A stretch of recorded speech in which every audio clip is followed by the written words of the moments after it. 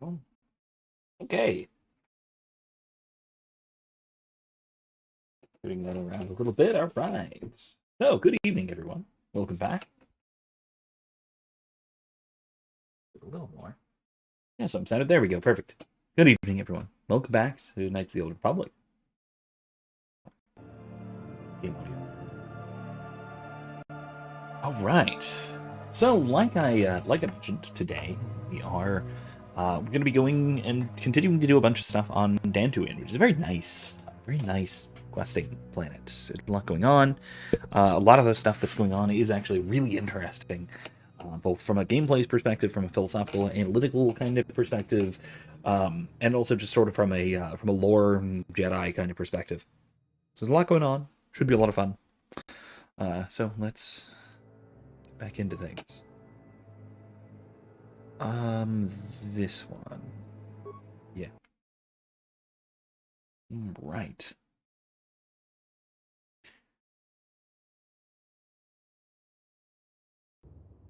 All right. Here we go. All right. So last we left off, we were just talking to the Jedi Council. We were just officially made a Padawan, meaning that we can actually wear our Jedi robes, as is appropriate. Actually, not just appropriate, but also stat boosting wise.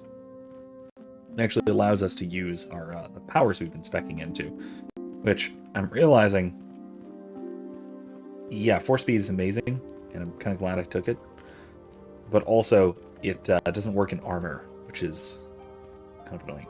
I do not know what the Council has in store for me, but I will trust in the Force and the way of the Jedi to help me through whatever is to come. The cat lady who we rescued last time. By cat lady, I mean, that's probably kind of a slur, technically, for a Cathar, but what are you going to do? What happened? Now we're back. Welcome back, everyone. All right, let's get going. What do we need to do next? Oh my. Here we go again.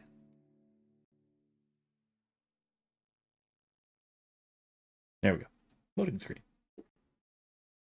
Anyway, we're off out into the plains of Dantooine. We need to bring people with us for safety's sake. Let's bring Karth. Bring Canderous? We are going to be dealing with Mandalorians, so let's bring Canderous. Yeah? Level you up. Like I said, we're dealing with some Mandalorian mercenaries out there. Really? Strength? Highest? He uses heavy weapons. I should be doing dex. But I mean, strength is... fine. Strength is not a number, so... He gets 1 skill point. Oh my god. Poor man. What's it recommend? Sniper shot? Not with what he has. Not with that gun.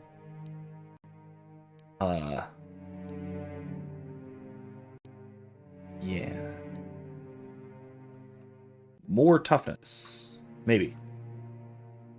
Or just the improved... Yeah, let's go with the improved. Power Blast? No, let's do improved Rapid Shot. Just massive amounts of laser fire. That'll do. Okay. Let's go fast.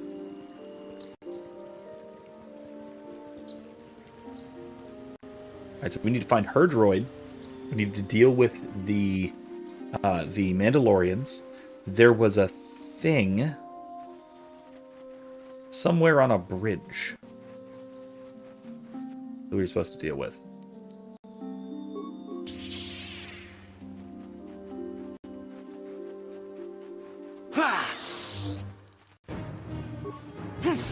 Here it is! How'd you like that? Here. Okay, got him. Anyway. So like I said on Facebook, at least on my own page, I am just so very pleased to be off of Taurus. I have mentioned before that Taurus is kind of a place where characters go to die, in my experience. Mostly just because it's a kind of uninteresting planet. But beyond that, let's not go into the strange ruins yet. We're not supposed to do that yet.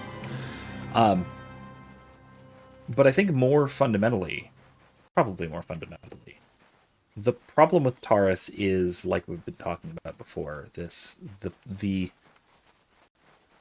fact that once you do everything and help all of the people you're going to help and affect all these changes in the in everything that's going on, you do a bunch of really incredible things,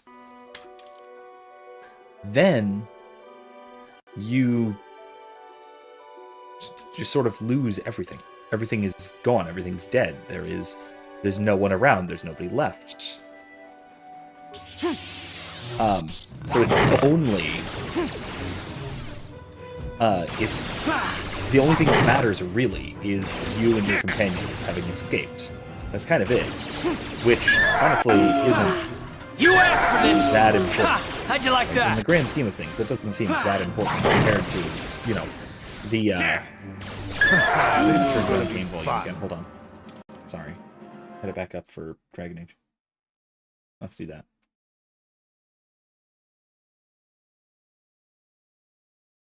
Turned down a good bit. That's probably better. Anyway, like I was saying, I think that a big problem is that it seems like very little you do actually matters. Let's go. You asked for this. Now, I get it from a narrative standpoint. I actually kind of like what they did with it. It's that the whole point of the thing is that the whole point of Taurus being sort of cut off from the rest of the game by what it was with Malak basically shelling the entire planet, glassing the surface from orbit. I think it's twofold. One, it cuts off everything that you've done from everything that you're going to do. You start the game doing some stuff, but then it kind of cuts off. It goes clean slate. What is over there?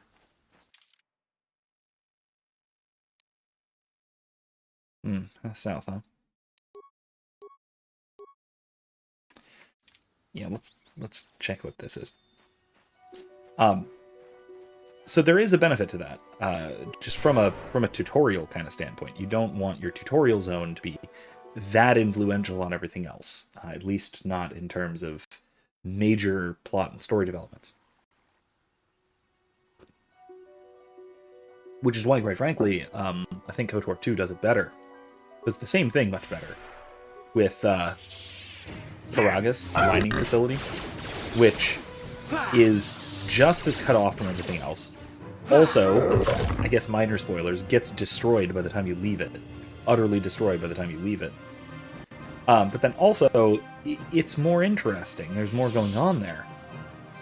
I mean, no, it's not. It's actually not interesting in and of itself. In and of itself, it's actually kind of boring, which, honestly, the very fact that it is boring makes it, I think, to me at least, more interesting for the sake of character progression.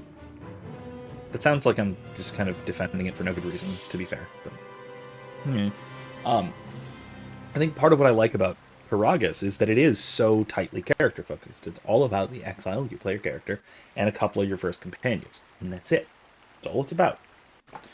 Taurus was about everyone and everything and this whole complex array of interrelationships. You've got the gangs, you've got the Undercity, you've got Zerka Corporation, you've got the Exchange, you've got Davik, you've got everything going on that suddenly, boom, none of it matters anymore. Cutting off too many loose ends. But that's the other part. Right? The other part is that Padawan, arrival here is well timed. But the other part of it that I think that it does a really good job of is it shows the main antagonist, Malak, as really, really evil. you want to destroy him now. He just glassed a planet. For the only reason he did it was to try and prevent one person from escaping. One person, Bastila Shan, who escaped anyway. Killed trillions of people. Or at least billions. Might have been trillions. Probably more like billions. It really gets you to hate him. So it at least does that. That said, I think it works as an introduction, as a start to the game. Even if it irritates me quite a bit. It really does irritate me. A lot about it irritates me. And I don't like replaying it because I know what's coming. I know that everything that we're doing is ultimately insignificant. And that bugs me. I'll get back to some of this. So, what do you want? I'm Baluk, a Jedi from the Enclave. I was sent by the Jedi Council to investigate a killing that took place here a few hours ago. Communication does not pose a problem, as both subjects and I speak basic and Huttese. Oh, I skipped a line. You're not a full Jedi. Perhaps you could assist me in sorting out the truth from the lies. What do you want me to do? Listen to the stories given by the two suspects. I have brought my information retrieval droid encased through the archives, both the Jedi Enclave and the planetary capital. I'll use my wisdom and experience to offer you some guidance, but I will not solve the case for you. There is little benefit if you do not solve this problem yourself. Consider each man's account and check the facts with the information droid. Once you have gathered all the evidence you think you need, run through the possible scenario with me.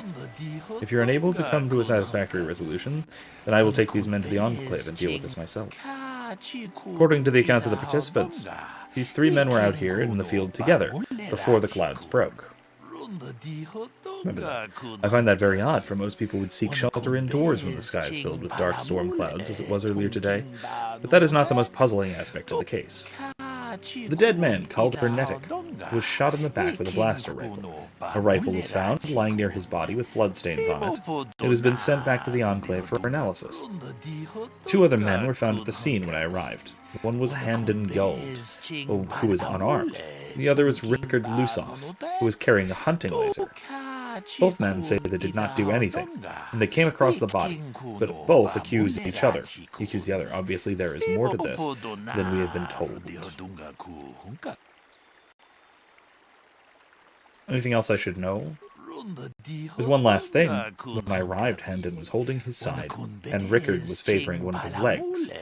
You do well to remember this as we progress through the case. Okay, so Handon was holding his side, Rickard his leg. If there's anything else you need, I'll remain here while you question the witnesses. Okay.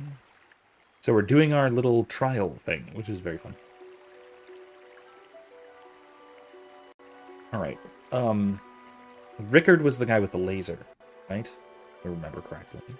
Another Jedi, huh? Helping that Twi'lek investigate, no doubt. He seems stumped. I'm Okay. Rickard Lusoff. Maybe you can figure this out and let me get out of here. Tell me what happened. Well, I was out hunting Iriaz when I spotted one over here by the bridge. I pull out my rifle and aim at it. I couldn't see it that well, mind you, because the damn sun was in my eyes. So I shoot it and Are you it drops. sure about that? I walk over here and find Handon standing over Calder's body. So why don't you get this whole farce over with and send that whiner Handon to the prison he belongs in? Okay, so he's lying about something. It was cloudy, so the sun was not in his eyes. He shot someone. He could see quite well. He knew what was going on. He probably shot somebody. Now, it's possible that he shot Handon in the side. It's a possibility, at least. Also, he says he ran over. It's not quite clear how quickly he intended that to mean, because he has a bit of a limp, so keeping that in mind, too. So we caught him in a lie. Now let's see about Handon. Ah, greetings. You must be assisting Master Baluk in his investigation. I'm Handon Gould. Perhaps you've heard of me? Of course, Mr. Gould. Really? Well, then I assure you, on my reputation, I had nothing to do with the killing. That sounds I surprised. will help you with the case as best I can, though. You see, I was out here running earlier today. Yes, running. I do that a lot. Can't stand speeders, never use them. Keeps me in shape, too, you know. Anyway, I was out running on the other side of that bridge there, when all of a sudden I heard a shot coming from over here. I ran over and found this man Calder lying on the ground, dead. Did you see the killer? Or, no, let him tell the story. Go on. And I saw Rickard come skulking out of the shadows of the rocks south of the river, and I knew something was wrong. I hit my emergency button and called the Enclave right away. Well, there. That's my story. Now, please hurry this up and arrest Rickard so I can get on with my day. Let's talk to Rickard again real quick. So, what do you want to know?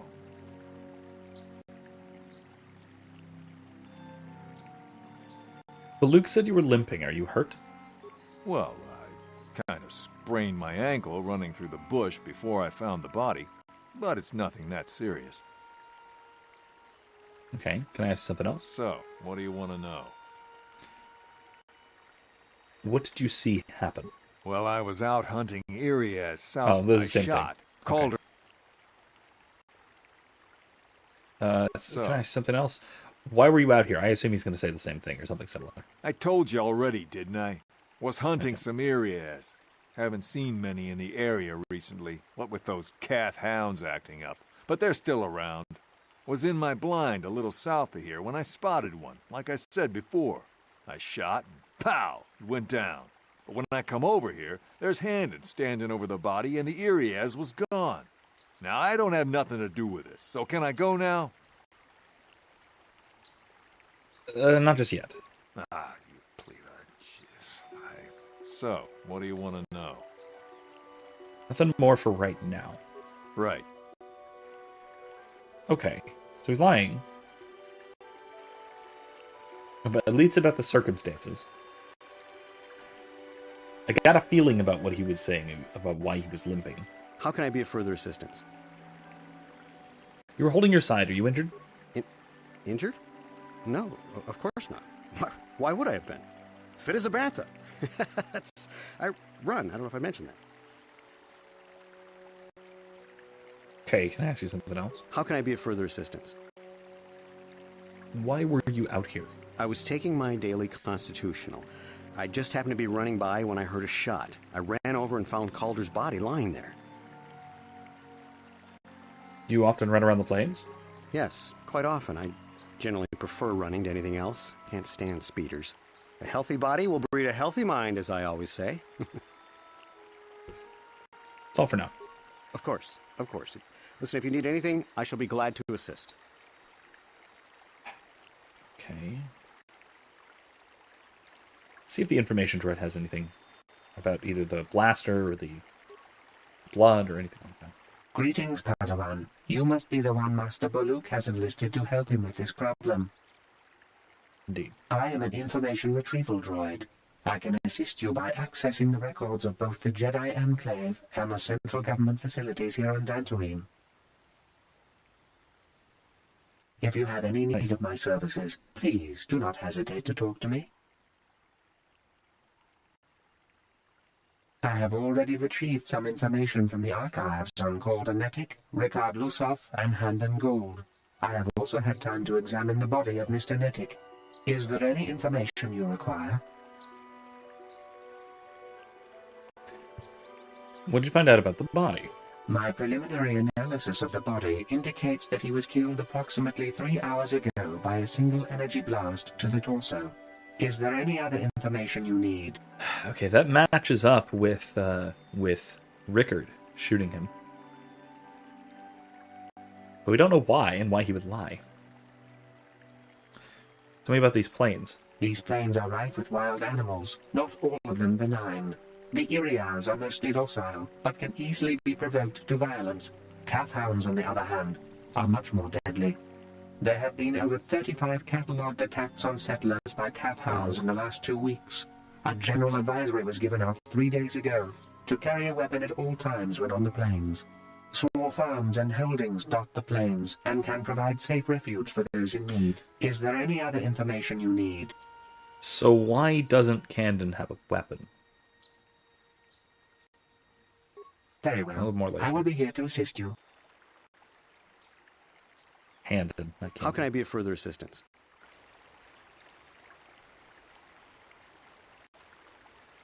I can't ask Of him course, about a weapon. of course. Listen, if you need anything, I shall be glad to All right. assist. Well, it's odd that he wasn't carrying a weapon. It's that, or the weapon by the body. Where is the body? Oh, here it is. The weapon by the body may have been his. Shot from behind the blaster. Okay. Is there any other information you need? No, I can't. Very well. I will be here to assist you. Okay, I can't ask any of my actual relevant questions. So, what do you... No. Right. Nothing. So, Oh, what do you... No, I clicked again. All right. What about Baluk? What do you have for us? Is there something I can do for you? Help with this investigation? I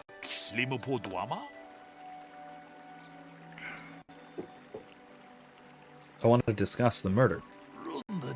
Very well. You should start at the beginning if you want to find the truth behind each piece of the puzzle. You will no doubt resolve the case. Handon said that he was nearby and heard a shot and ran over, only to find Calder already dead. He said Rickard came out of the shadow of the rocks holding a blaster in his hands. Rickard said he was hunting Iriaz, saw one through the glare of the sun, and shot it. It is possible that Rickard may have shot Calder accidentally, and Handon may have been found the body, but that seems a very unlikely explanation. It's more likely that at least one of them is lying. Obviously one of these men is not telling us something, but where does the truth lie? Okay, well we know Rickard is lying.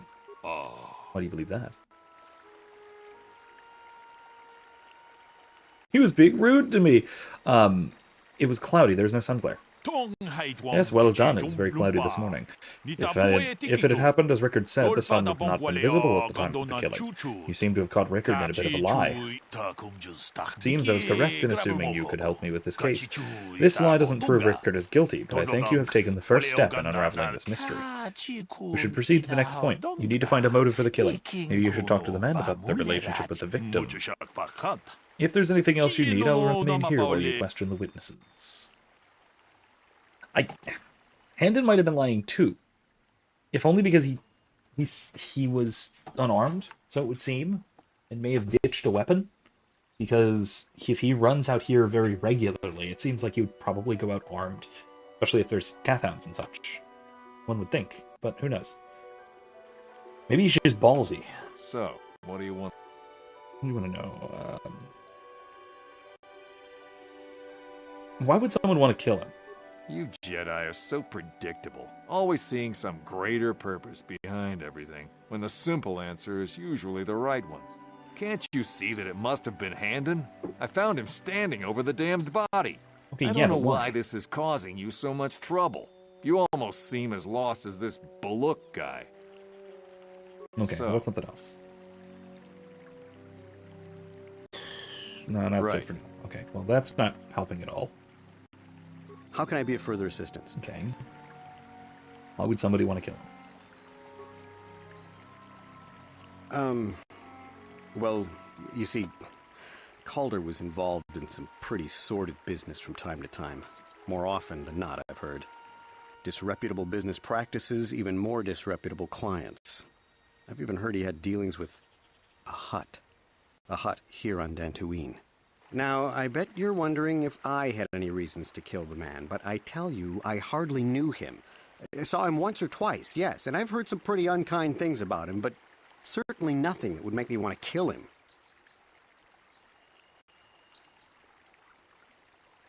It was really defensive, but also odd that odd that he knows about that. Two, odd that there's a hut operating out of Dantooine. It's nowhere. It's not that close to Hutt's face. It's pretty far away, and also, it's an agrarian world, pretty deep in the Republic. Anyway, no one says you killed him yet. I'm sorry, I'm getting a bit agitated. Why must we remain here? Can't you see that Rickard must have shot him? That's all for now. Of course. Listen, if you need anything, I shall be glad to assist. Let's see if the droid has more information about this hut. Is there any other information? What did you find out about the body? Oh no, that's just going to tell me the blaster wound, isn't it? Okay, no. What can you tell me about Calder and Handon? The Southwood Speeder rental business has records that over the past 7 weeks, a speeder had been rented by Mr. Nettick and Mr. Gould. Is there any other information you need? Why? He says he hates speeders. It's odd that he rented one. What about Calder and Rickard? According to the municipal authorities near the Garang spaceport, there had been news of violent drunken activity in a cantina attached to the port.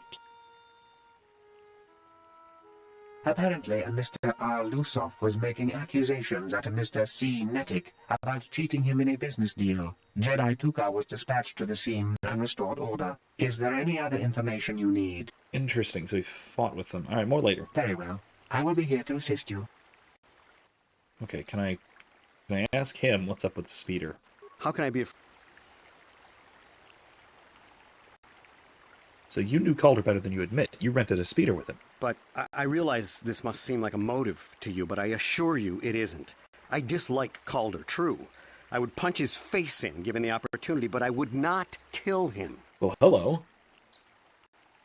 Why would you punch his face in? My wife was cheating on me with him. I slept in my own bed while I was in the next room. But, as much as I may hate him for that, I could not kill him. Oh, jeez. It may have been my own. Sorry about that. I was just out running, trying to clear my head for the divorce proceedings, not stalking him to kill him. Hold on. Give me 1 second. Let me...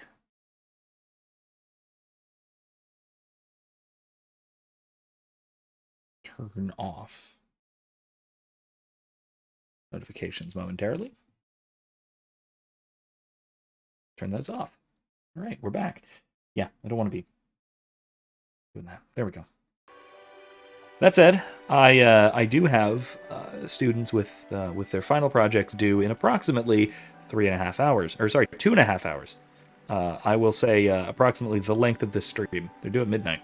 That's the end of the semester for me. So I may have, as you may have noticed, a bit of an influx of panicked students panicking about things. That's something I can handle later. Anyway, I do want to ask you something else, though. I don't want to accuse him yet. He just told me that. Of course. He just told me that. Let's see about Rickard. So, what do you want to know?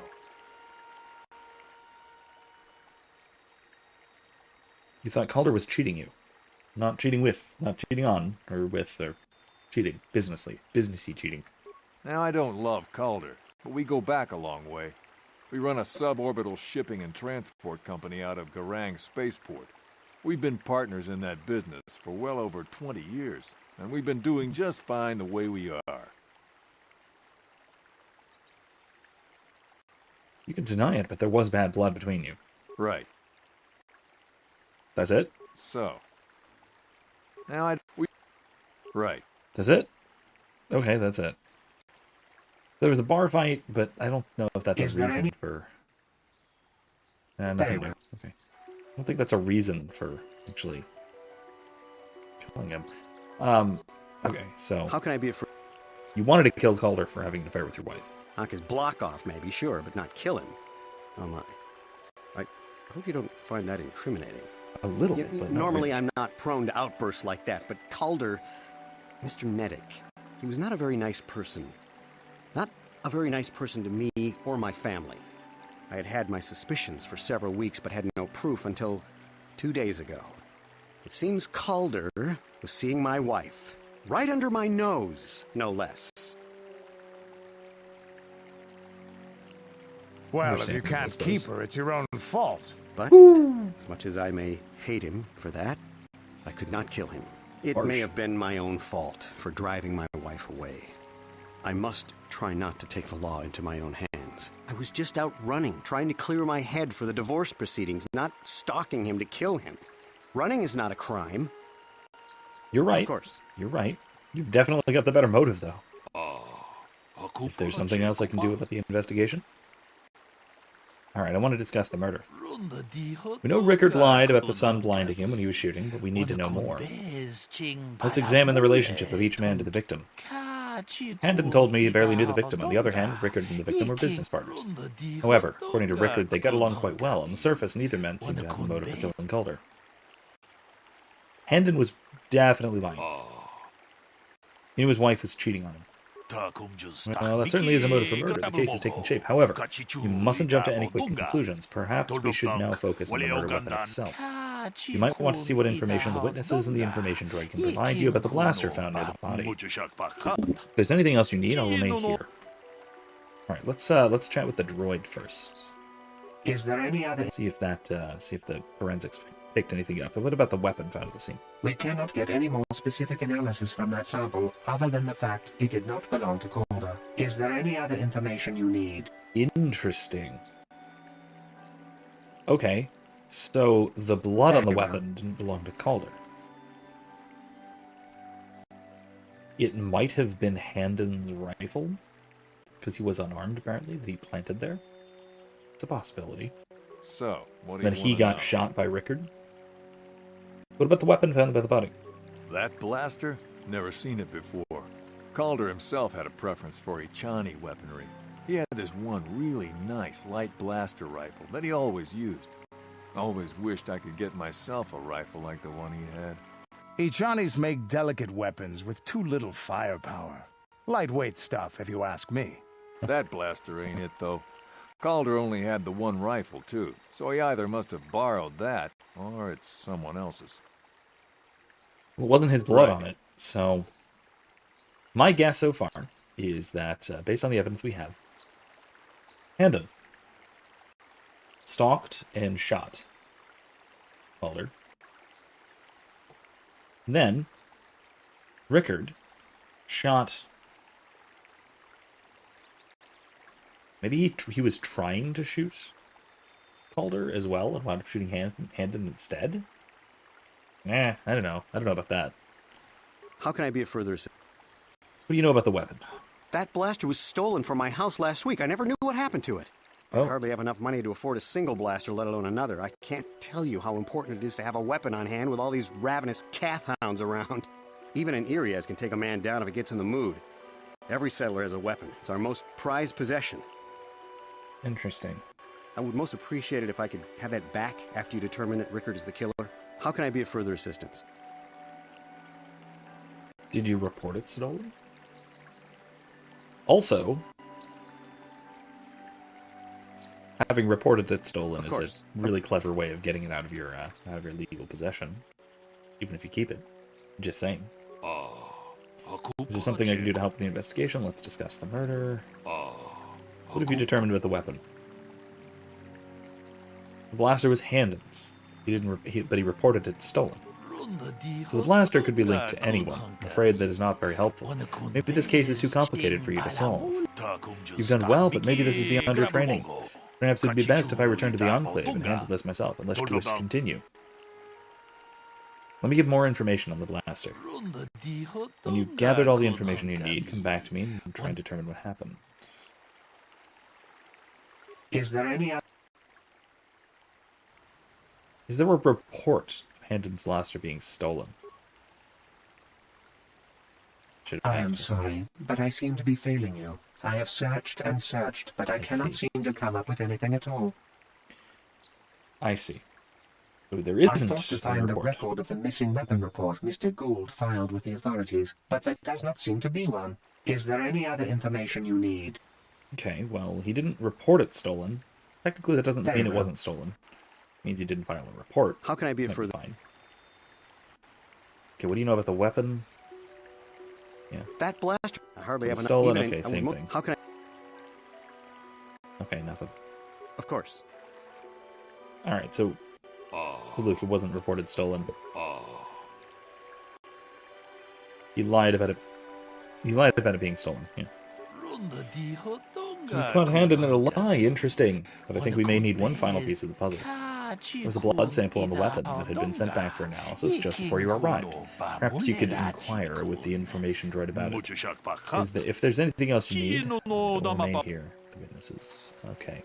It's probably Handon's. Is there any... What about the blood sample? I have just received back an analysis of a sample of the blood found on the weapon. It had been sent back to the Enclave just before you arrived. The blood on the weapon is definitely not Calder's. Unfortunately, there was a bacterial contaminant in the sample that had been taken back to the laboratory, and it had become degraded. We cannot get any more specific analysis from that sample other than the fact it did not belong to Calder. Is there any other information you need? Okay, I thought so. Very well. How can I be What about that injury? injured? No, of course not. Why would I have been? Fit as a bantha. I run. I don't know if I mentioned that. Of course. Okay. So, what? You were limping. Are you hurt? Well, I kind of sprained my ankle running through the bush before I found the body, but it's nothing that serious. Right. It's all for now, I guess. But what was with their joint speeder rental with Handon? That's also really weird. He hated the guy. Why'd he rent a speeder with him? Let's discuss the murder. The blood did not belong to the victim. This is surprising, so the blood must belong to one of the suspects, but which one? Gotta be Handon's. Why do you believe that? He's clutching his side. Handon's been moving oddly since I arrived. Perhaps we should examine him a little more closely. Hey, what are you doing? There is blood. Handon appears to have suffered some sort of blaster wound to his side. It would seem there is one logical scenario. Handon killed Calder for having an affair with his wife. Rickard was out hunting and accidentally shot Handon after he had killed Calder.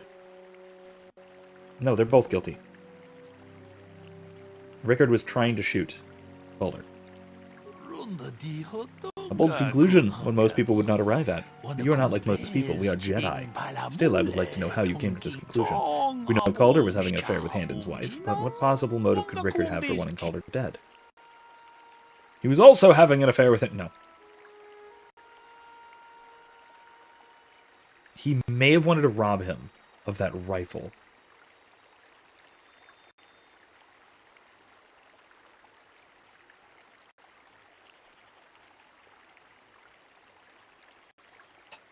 Here's the trouble. We have solid... not solid, but we have hearsay evidence at least, for both 2 and 3. We might say that Rickard thought Calder was cheating him in business. We know this because they had that drunken bar fight, but that was just a drunken bar fight. So that's not super conclusive. Or maybe he wanted to rob Calder of that Ichani blaster rifle that he always been talking about how nice it is, how much he wants it, how much he loves and admires the thing. It's wonderful. Huh.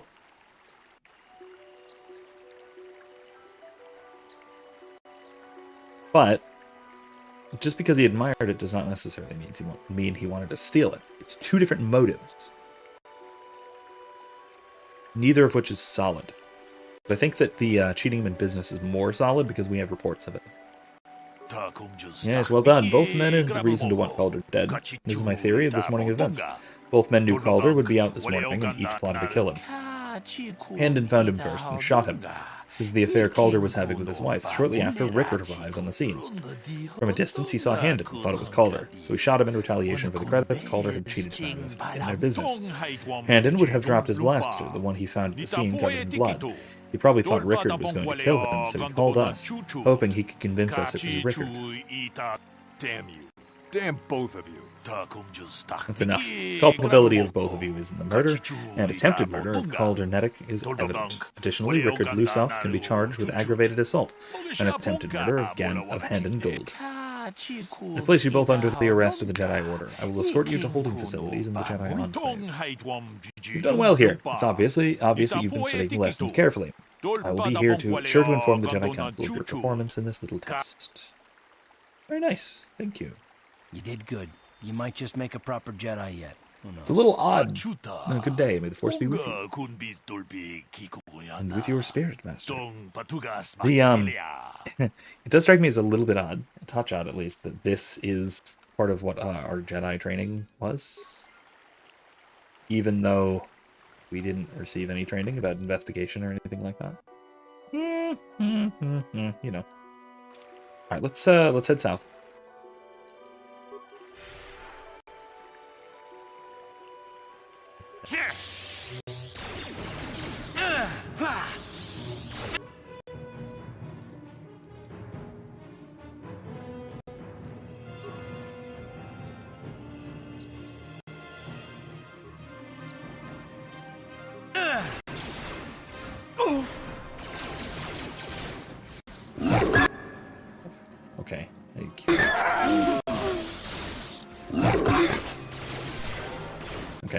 fine. We're fine. Oh, we're not fine. We're not fine. Here it is!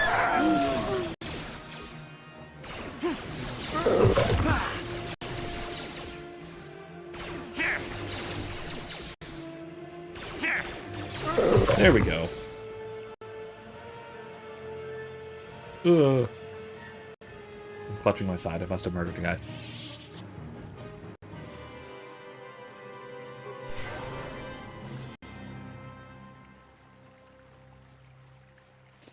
We will eventually be able to finish curing that all the way.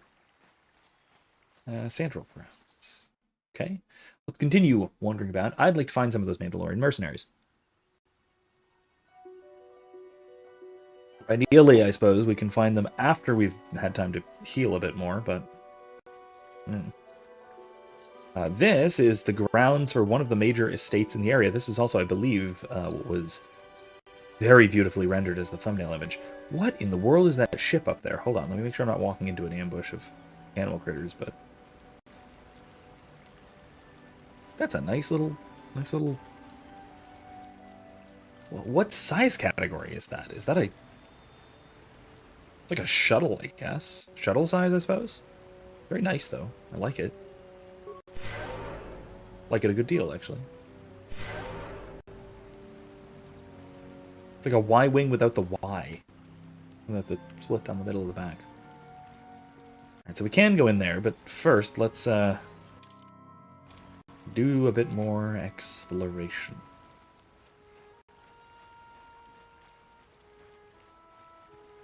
Anyway, I was mentioning the, I was talking, before we started that investigation, I was talking about the Taurus problem, as I see it. The issue with Taurus as a kind of, as a plot point in general. This is very fun.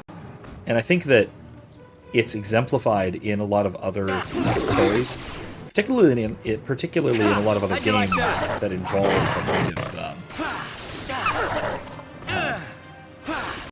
a lot of those same sorts of problems,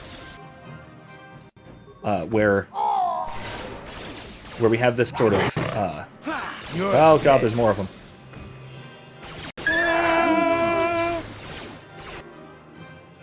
I need one of these.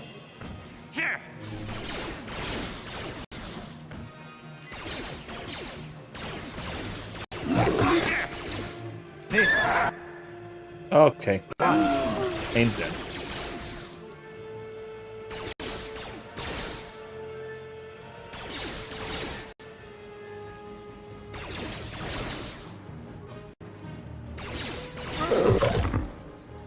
Okay. Yes? Alright, I'm just gonna level everyone up because that fully heals, I think. So I only have 3 skill points. I need persuasion all the way up.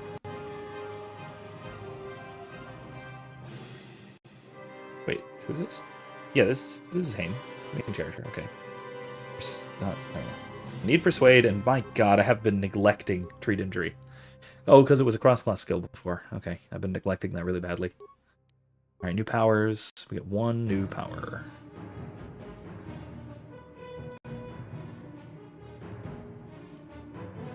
I really like Force Whirlwind.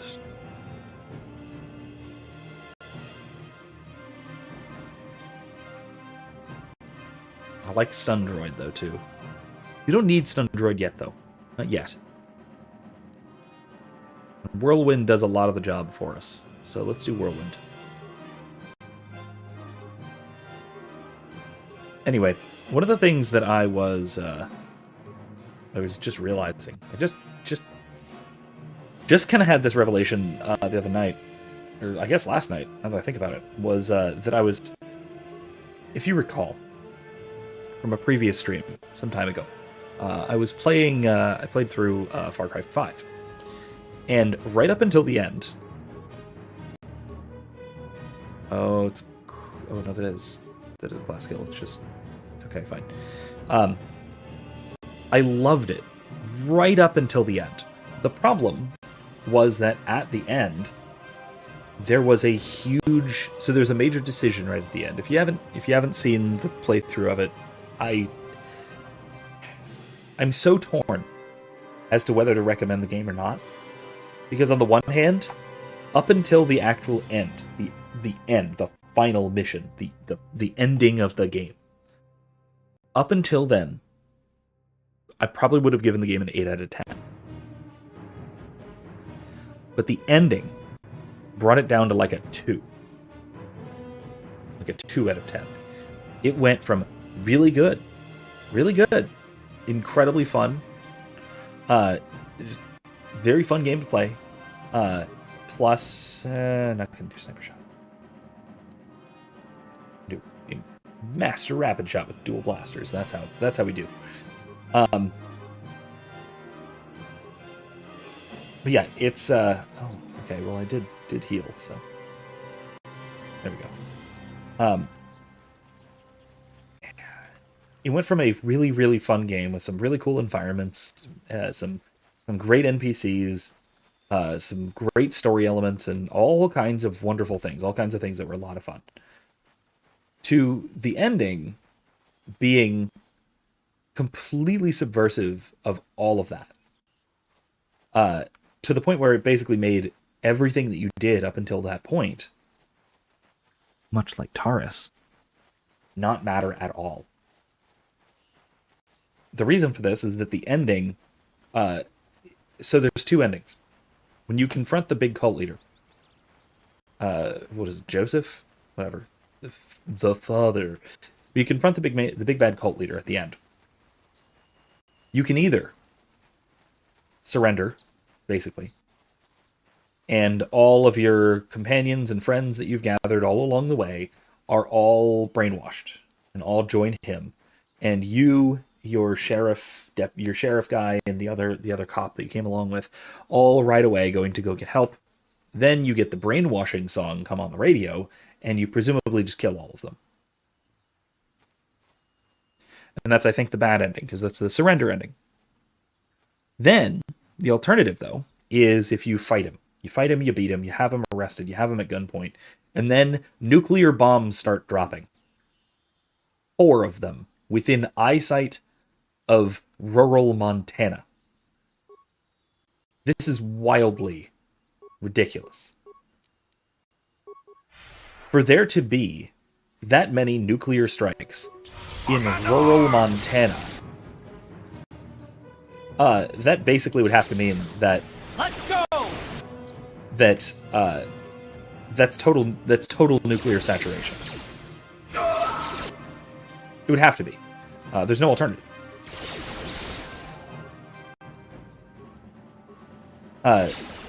Like worldwide total nuclear saturation for there to be like 4 nuclear strikes within eyesight of somewhere in rural Montana.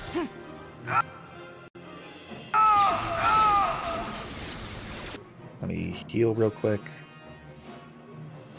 And not that. Anyway, what really bothers me about it is not really that. What bothers me, the part that really bugs me, is that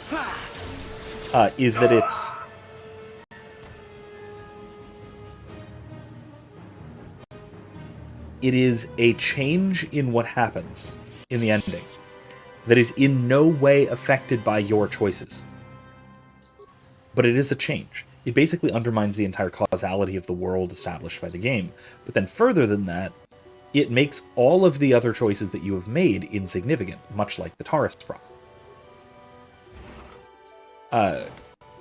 Basically because either all of the friends that you've been helping and saving all along the way are now brainwashed cult allies, or dying horribly in a nuclear holocaust. Basically, what we have is a situation where everything that you've done up until that point in the game is meaningless. It's completely, utterly meaningless because it all gets completely wiped out and undermined by the ending, by the pair of endings, both of which wipe out your choices, but neither of which seems to have been at all in any way affected by your choices in the matter, except that they seem to be. Your choices do dictate whether there is a global thermonuclear exchange. Let's go! Which seems absurd. Well, it seems absurd because it is absurd, quite frankly, but why are you still shooting people? No, Canderous, no. That'll show you.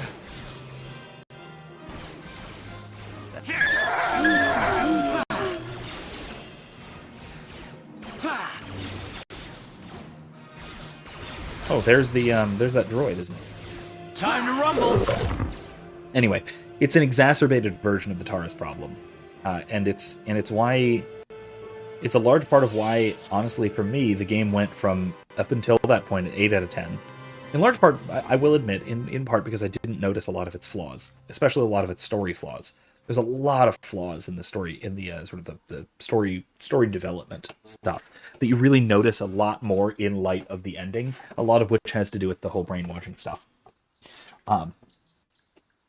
That you are effectively completely at the mercy of the cult at any given time, at any moment, completely, like from the beginning, and yet you're still able to basically just take them apart. In retrospect, there were big plot problems that I didn't notice the first time through, because they were sort of cleverly hidden. But the ending really shines a light on all of those problems and makes those problems much, much grander. And it's a lot of it is because the ending had this Taurus effect that it made me notice all of these flaws in here, and it made me just basically. I even tried replaying the game because I wanted to give it another shot. Especially because the gameplay up until that point was so fun. I wanted to go back and give it a shot. Give it another go. But I stopped about a third of the way through just because I couldn't separate my experience of the game with what I knew was coming. I played around a little bit, did some exploring, did some story stuff, and then eventually I just kind of stopped bothering with it. Which is a damn shame, because up until the ending, it was really, really good. If they had stuck the ending, they'd gotten the ending right, that game would have been fantastic. Let's talk to this droid, and meanwhile, I have to take a look at something here. Thank you for saving me, Master Jedi.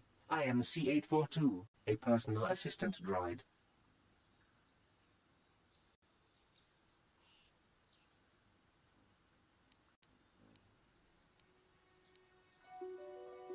Personal assistance droid.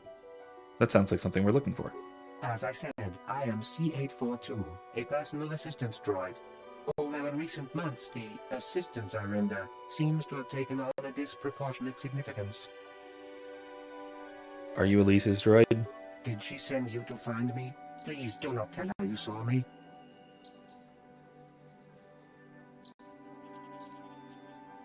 I have a feeling that we're going to need that. I have a really bad feeling that we're going to need that. Okay. So that is... I'm going to mark this as unread, because that's something I can deal with later. Not a problem. Again, just getting a continuous influx of last-minute panicking. That's okay. You're running from her, apparently. Yes, but I have my reasons. I'm afraid my elder became a bit too attached to me. Obsessed, even. Oh, yeah, definitely. She tried to treat me as her dead husband. It was not healthy for her. All the time?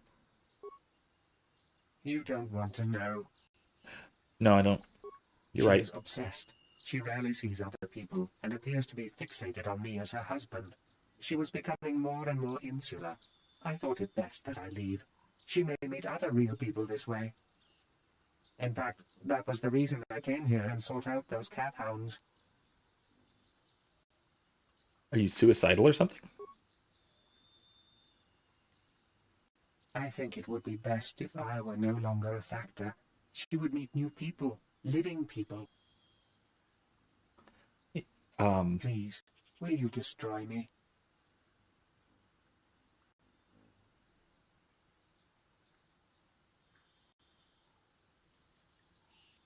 I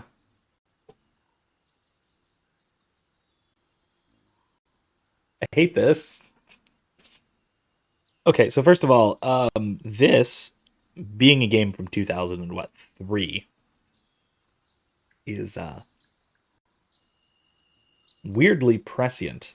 Not weirdly, I mean, it's science fiction. Science fiction is really good at predicting the future. And predicting the weird degeneracies of the future. But man, are we seeing this. There was just a news article that actually related to a guy I've heard of now for a couple of years. The guy who married his virtual waifu. This is in Japan, of course, because everything starts in Japan before it moves outwards. The guy who married his virtual waifu, who apparently has been having trouble with it, with the relationship relating to her and such. And I'm just like, yeah, of course you are. It's a computer. And a guy, there's another story, a different one. This was in the US. A guy who married his sex bot, which then, when the sex bot was in for cleaning and repairs, yes, really, he cheated on her with another sex bot. Just like, what? But I'm amazed. And I mean, I'll hear a lot of people, not a lot of people, but a fairly common defense of things like sex bots is that it's the kind of thing where you can use it to as part of the grieving process to replace a loved one. And meanwhile, I'm just like, yeah, they tried that in KOTOR almost 20 years ago. And the droid ran away and wanted to commit suicide. Come on, guys. Current year is catching up to the galaxy far, far away and the very long, long time ago. The long time ago when this was written, and even the longer time ago when this took place, apparently, still had problems very much like we face today. But the very idea of this is grievously unhealthy. But it's also a little bit troubling because we now have a droid that seems to have sufficient free will to defy his programming as a personal assistant droid, run away, and try and also violate his directive for self-preservation. Oh boy. Everything about this is really unsettling and troubling. Now, to be fair, totally understandable that the protocol droid turned sexbot is not very happy with his new role and wants to escape it. Even just from a sort of design standpoint, a teleological standpoint, that he was not designed to replace a woman's husband, so to speak, at all. So, okay, fine. Which I mean really goes to point out that in trying to fulfill or being led into fulfilling a function that is not our own, we're doomed to kind of hopeless existence like this. This applies to us human beings as well. Something that we are not designed for, something that we are fundamentally not ordered towards, or even just simply not good at. We're going to be unhappy. But in this case, I think it's even further, even exacerbated by the fact that the droid is programmed for, excuse me, for a very particular end, a very particular kind of goal. And so when you deviate from that use, it does make sense that the droid would have some weird, call them psychological malfunctions. I understand. I can see how that would work out, even without attributing something like a soul or a rational faculty. Let's say. Okay, maybe, but also it seems really weird that. It's also worth noting. It's also worth noting that it's a little bit weird that, I mean, it's weird, but it makes a kind of sense that he seems to be doing this for her sake. He's going and getting himself destroyed so that she won't have him to fixate on anymore. And if he is programmed for personal assistance, especially above all else, excuse me. If that programming can get sophisticated enough, then this might be a kind of fulfillment of that programming.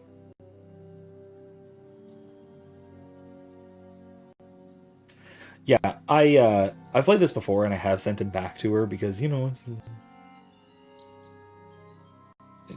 but well, you know, it's her property, and or also because, you know, she needs something for her grief and whatever. But also, no, this is ridiculously unhealthy.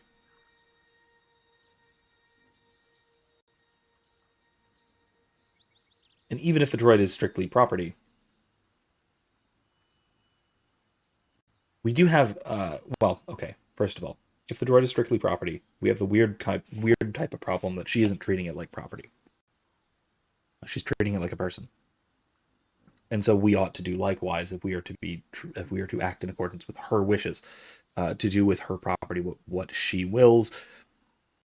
If she's not treating it like property, we ought not to, per se. We ought to treat it like it's a person. But also, knowing that it is not actually a person, destroying it is not killing or not murder. Okay.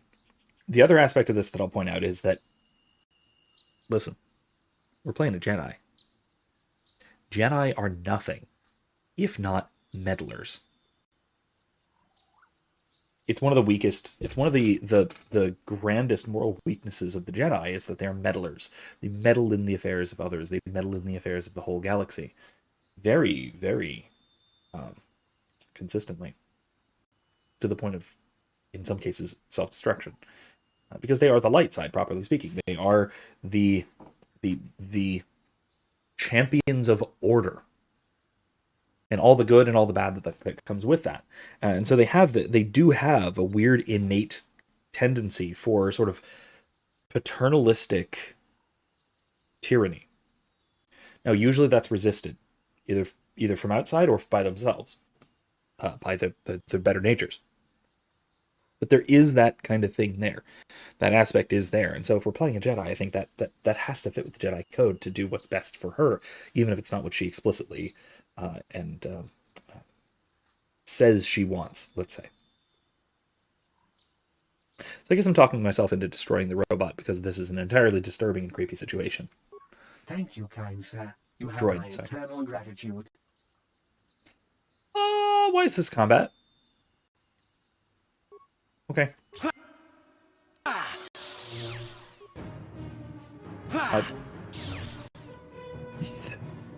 Well, at least we have his eternal gratitude for cutting him in half with a lightsaber. Yay? Ooh. Ooh. We're gonna come back here with Bastila once she joins the party. With our 2 Jedi. Bastila, and once she joins, also, what's her name? Karth, you fought in the Mandalorian Wars, Cathar. didn't you? We may have faced each other in combat. What battles were you in? I try not to think about my past battles too much. The horrors of war are something I'd rather not relive. The horrors of war? My people know only the glory of battle. I'm disappointed in you, Karth. I thought a warrior like you would understand.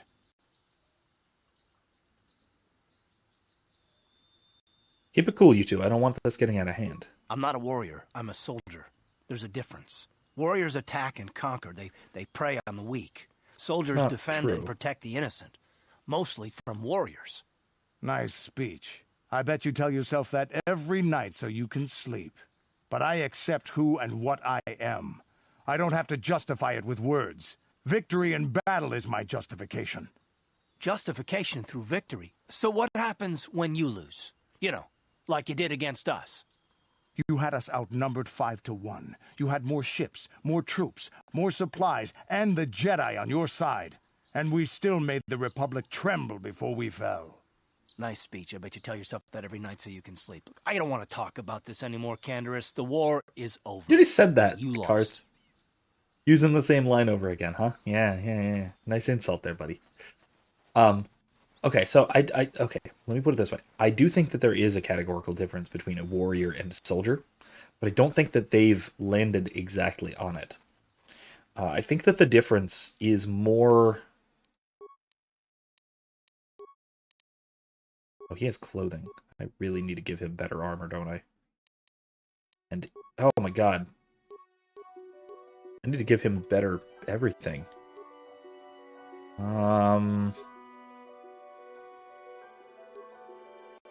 Let's do fortitude saves. Go shield. Melee shield. Nah, no, I'm gonna hold on to those because I might need them. Davix visor, improve power blast.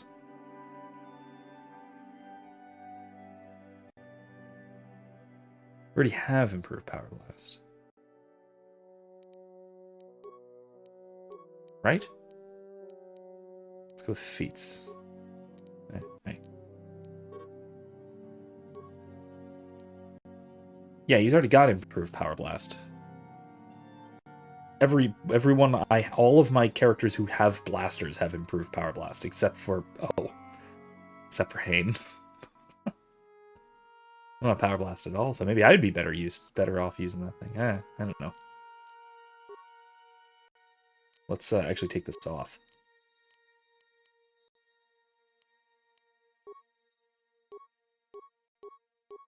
Okay. That'll work. Anyway. That's better. He's actually wearing armor now. Should have been from the start, but that was my bad. Anyway, as I was saying, though, I think to the Grove. Oh, we've been here. We've been to the Grove. No, let's go to the Sandral Estate. Right? Yeah, let's go to the Sandral Estate.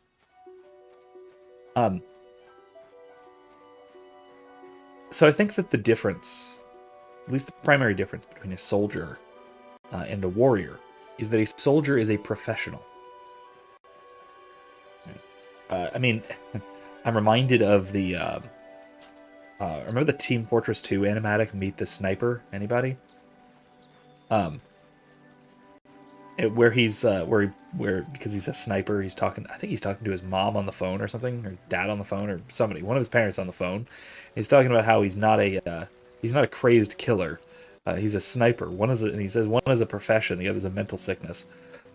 That's, I think, honestly, a fairly good way of delineating between warrior and soldier. A soldier is someone who fights professionally in warfare. A warrior is something more like an amateur. Someone who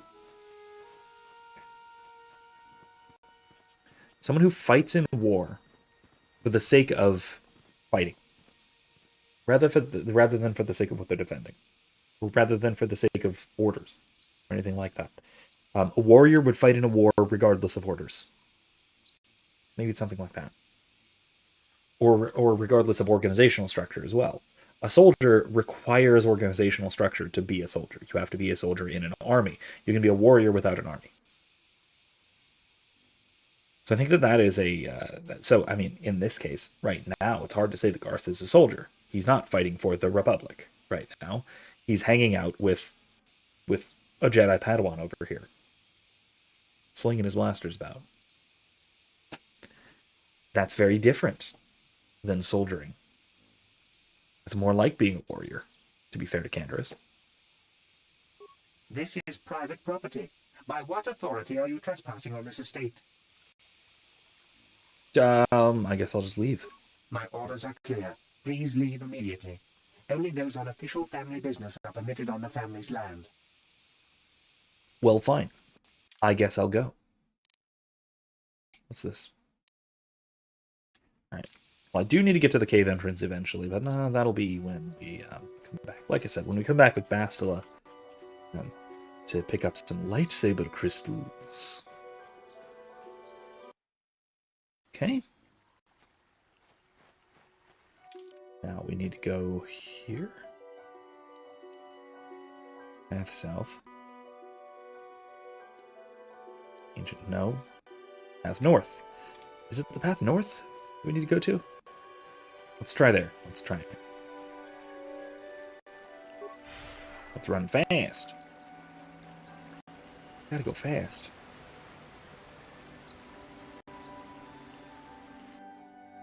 There's more of them. Fine. How'd you like that? Got him. Yeah, Tally Grounds. That's where we want to go. Okay.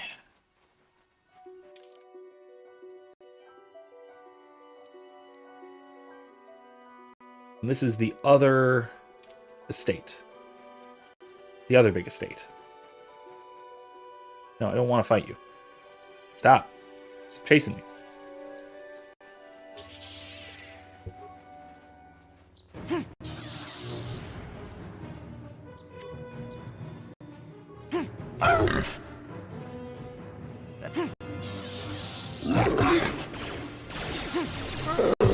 There we go.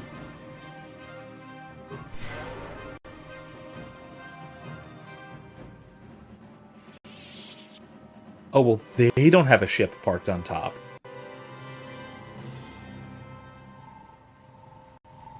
I guess they're just not as fancy.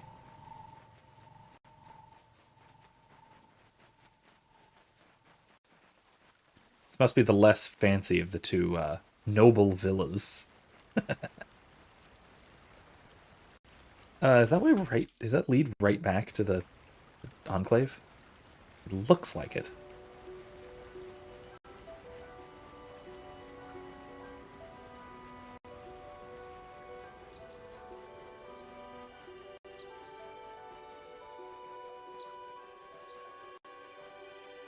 Yeah. All right. Well. Anyway, so another thing I wanted to mention was on a recent episode of EFAP with Every Frame of Pause, the most recent one. I think this was from just a few days ago. They did a thing that they often do, which is they get into a philosophical discussion. In this case, an ethical discussion, because they were talking about WandaVision, and they were reviewing they were EFAPing or reviewing a video essay about. Titled something like Wanda did nothing wrong, which is wrong, which is very false, dangerously false. And they got into a very long disagreement, where, as is often the case with these things, Rags was disagreeing with literally everyone else. Rags was saying that, well, yes, Wanda didn't actually do anything. Well, Wanda did something wrong in making the hex and torturing people under the circumstances that she didn't know what was going on, but that she wouldn't have been in that case she wouldn't have been morally culpable or morally responsible. She wouldn't be held responsible. And everyone else is like no. That's the same thing. If you did something wrong, that means you're morally responsible for it. If you're not morally responsible for it, that means you didn't do something wrong. Something bad happened that's different. And here I am sitting for, well, it wasn't 15 minutes because I was actually, I think it was 15 minutes. It was probably longer than a 15-minute segment. It was a long chunk of time listening to this. I'm just like, oh my god. You guys need to take like literally one ethics class between you. One of you, even just one of you, just needs to take a class on ethics or I mean, philosophy in general. If you just took a general intro to philosophy class, it would probably be very helpful. Because they do this with metaphysics as well, and they do this with free will, and they do this with all sorts of things. And it's really irritating to me because they're talking about something that I know professionally, and they're talking about it like a bunch of idiots. That's not fair. They were stumbling towards the truth, and they were stumbling towards understanding each other. It's just that they were saying roughly the same things in very different ways. And this is making me realize that a couple of these sorts of topics that I probably need to make a video about. This one in particular, where I'm probably going to be talking about the theory of blame, moral blame, and the difference between action which is imputed, properly imputed to someone, in other words, that which we are morally and causally responsible for, and that which is not imputed to us, in other words, things that are not actions, they're merely considered events. Accidents, in the common term. Accidents are not actions. They are something that you did not do. It is something that happened. And you happen to be causally but not morally responsible. You were not the agent cause behind it. So, for example, if I spill my drink, and if I spill my beer,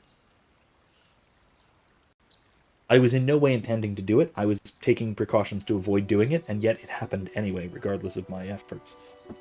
In that case, it is not something that I did. It's not an action I was pursuing. It's not even an action that I ought to have been able to avoid. It's just sort of a thing that happened. My other actions led to it. Especially if I didn't know that it would happen. So if for example, if Wanda, in WandaVision, if Wanda Maximoff were to create this big this hex, this world of her own. And if she really did think that she wasn't enslaving a town's worth of people, imprisoned in their own minds, with their children locked in their rooms for several weeks, you know, war crimes.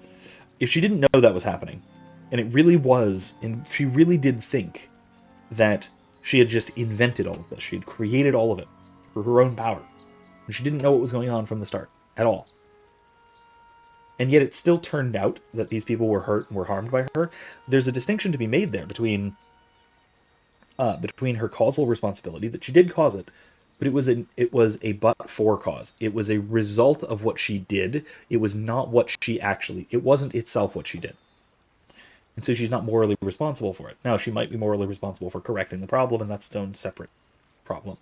Its own separate issue that if I do make a video on this topic, I'm going to have to address. Because it's not been addressed terribly well in the literature, in the ethics literature. Because it sort of intersects with the problem of moral luck, of what if your actions lead to... What if your actions don't quite dictate whether you did right or wrong? And that is dependent upon other circumstances. It's like the difference between murder and attempted murder, for example.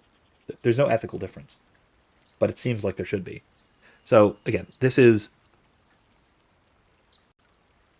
something worth addressing, and I've addressed it in written form before, but never in a video, never in a concise, sort of digestible way. So that's coming up. That's probably something that I'm going to want to address, and then also different degrees of blame, the difference between excuses and justifications and things like that. So that's all something I'm probably going to want to handle soon in a video. So expect that coming soonish, like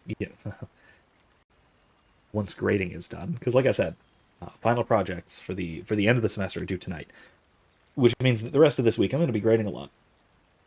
And then after that, I'll have time to get to some videos and such. Things that I would like to record. It also came to my attention today that I have nowhere in recorded lectures addressed the accident-essence distinction, which is a problem, because that's really, really fundamental to scholastic and even classical metaphysics. So that's something I'll have to address. Anyway, expect things coming soonish. This is private property. By what authority are you trespassing on this estate? Sorry, I gotta go. Leave Never mind. immediately. Only those on official family business are permitted within the estate. These settlers have come to Dantooine seeking privacy. Perhaps we should respect their wishes. I mean, yeah. To be fair, that's a really good reason to come to Dantooine. Dantooine is a rural agrarian paradise, basically. It's the perfect country living in Star Wars. Let's do that again real quick. You've been holding out on us again. Since you haven't given us enough money, I guess we're gonna have to take it out. I really like it here, by the way. Piece. No, please! Take my wife and children instead. Anything! You coward. Wife and children. Sounds like a good idea. Really? Yeah, just blast those guys.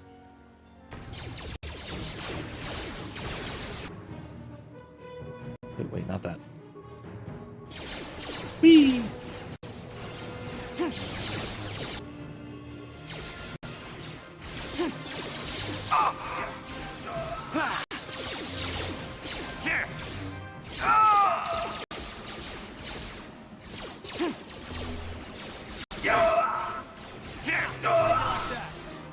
Okay, that's all of them. I love how there's like one Mandalorian and a bunch of mooks. I like that setup. Makes things much easier for me. Alright. Okay, cool. This little bastard.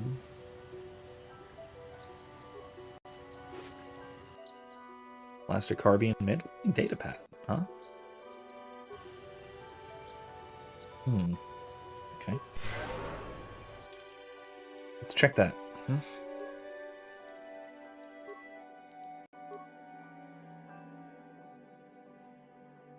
What are these Mandalorian data pads telling me? Yorick, did you remember not to take the XT model bike out today? There was something funny with one of the intakes, and I thought I could jam. Ha! Consider yourself lucky. If someone was dumb enough to take that thing out, he would have plowed right into the ground within a kilometer. Doesn't help me. It doesn't help me at all. That tells me nothing. Okay. Alright, I'm gonna save real quick. No, not that. Save.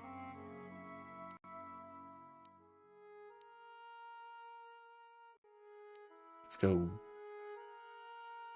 Yeah, screw it. Let's go. Just one. Easy peasy. Anyway.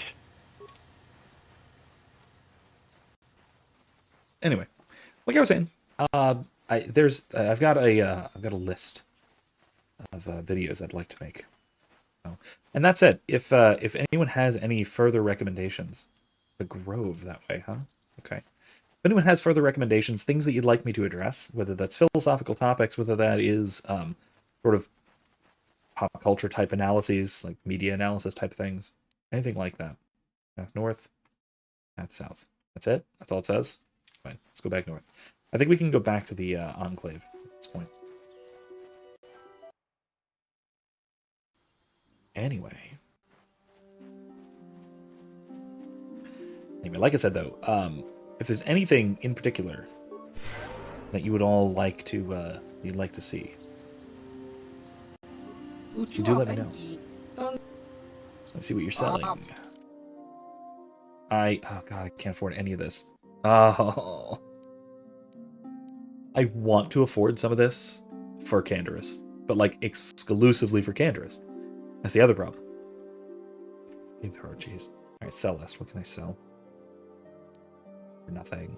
I should keep that.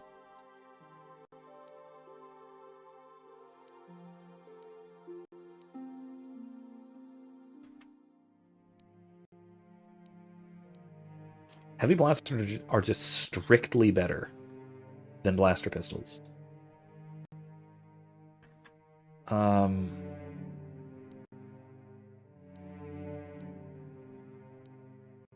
Rifle is just strictly better than a carbine.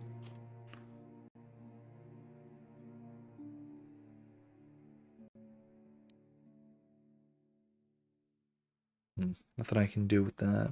Not worth very much. Maybe there's somewhere I can sell that. That's worth it. But... okay, well, nothing I can really make good use of selling. Although, what was the thing? Oh yeah, I wanted to give Arth. Oh, a disruptor? No, that's fine. That's fine. Disruptor is fine.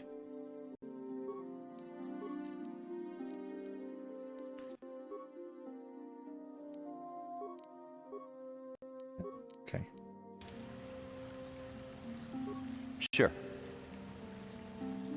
Alright, let's talk to Elise and let her know what happened with her husband droid. My droid is still missing. Her sex bot. I can feel him like a hole in my aching heart.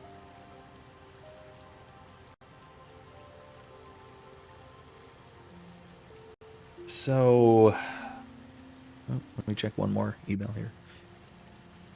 Okay, I could lie. Had to be destroyed. Escaped, nowhere to be found. No, let's not do that.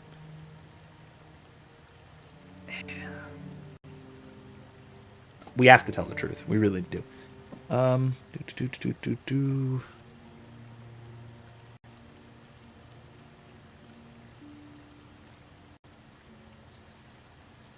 Okay, that's fine. Just somebody letting me know that they've submitted the final project. That's good. That's very good. I don't actually need to mark those. That's fine. Cool. That's good. All right. Droid had to be destroyed because you're being creepy with it. You're being, ma'am.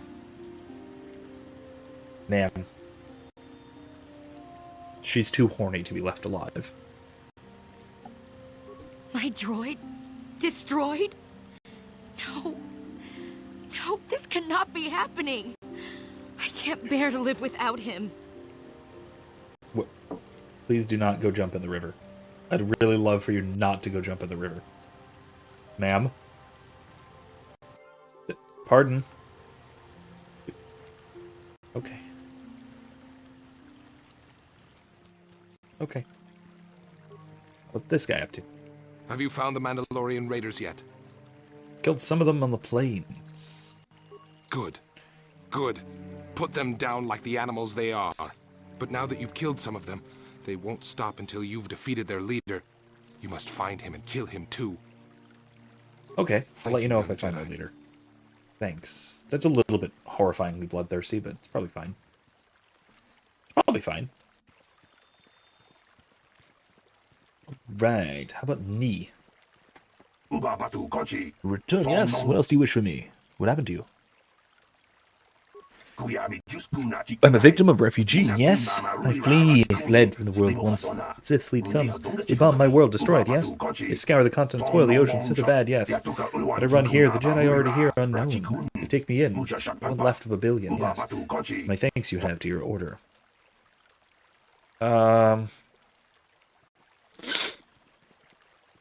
No, I'm not going to demand anything of him. Thank you, friend Jedi. Yeah, not going to demand stuff of this poor guy. Refugee from an utterly destroyed civilization. I have to assume that utterly destroyed civilization is not Duro. Because if it's Duro, it's got to be from a colony or something, right? To say that he's from Duro would drastically alter at least my perception of the past. Because I did not think that Duro was ever actually destroyed. Because that sounds like it was completely annihilated, whatever his planet is.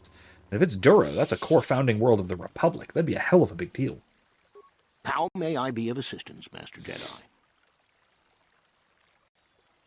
Who are you? My name is Gar. Me and my fine wife, Rilke, here. A pleasure. Live on one of the northern farms. But the Kath Hounds and the Mandalorian problem has been getting really bad of late, and we're here to ask the Jedi Council to help. Mention Kath Hounds? We've already talked Recently, about this. The Kath Hounds have been acting much more aggressively. They've even attacked some of the settlers. Those Mandalorian raiders have been milking the outlying farms dry, too. I hear John got hit really bad. Too bad about his daughter. He should have been protecting her better if he wanted to keep her. Mandalorian beast. Some of us don't like fighting and killing and butchering as much as you. I'm not sure exactly what the council will do about it, but we need some help with this. I only hope they'll listen to me. Is there anything else you require? I mean, I'd like to help. What about John and his daughter? No, I know all this. I already talked to John. That's it. See ya. Farewell, Thanks. then. May the Force be with you. Is that how it goes? Yes. May the Force be with you. All right, let's see. Does this guy have anything new to say? Nemo? Master Nemo? I hear you managed to return Juhani to the Order. Congratulations. Indeed. I regret not being able to tell you more, but some things you must see with your own eyes. Is there something I can help you with? I've been given a task by the Council. Indeed. What is it you would like from me? Never mind. Very I already well. did it. Is there something You just else I can congratulated help me. you with? That's it. Thank you. I hope your time is well spent here on Dantooine. Okay.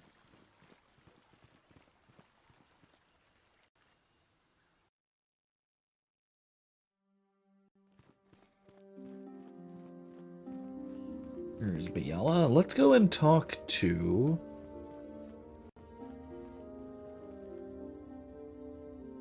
Yeah, let's go, first of all, let's drop off our party members. They can go back and wait on the ship. I would like to talk to Bastila and then the Council. If you have questions, you should direct them toward the Jedi Council members. Oh. Okay. It is good to see Juhani has returned to the way of the light. You are to be commended for your role in this. Your actions give us great hope for the future. Your training is now complete, Padawan. And perhaps now, it is time we dealt with the matter of the dream you and Bastila shared. Good idea. When we heard of the ruins in your dreams, Master Dorak recognized it as one of a series of ancient structures here on Dantooine. This one in particular lies to the east of this enclave. We sent a Jedi to investigate, but he has not returned. Perhaps sending him in the first place was a mistake. Bad moment to pause on. The Force is guiding you through your visions. It may be that exploring the ruins is a task tied to your destiny. That is why the Council has now decided you should be the one to investigate this.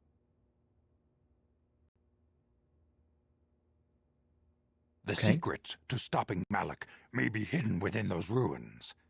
You must investigate them and find what Revan and Malak were looking for.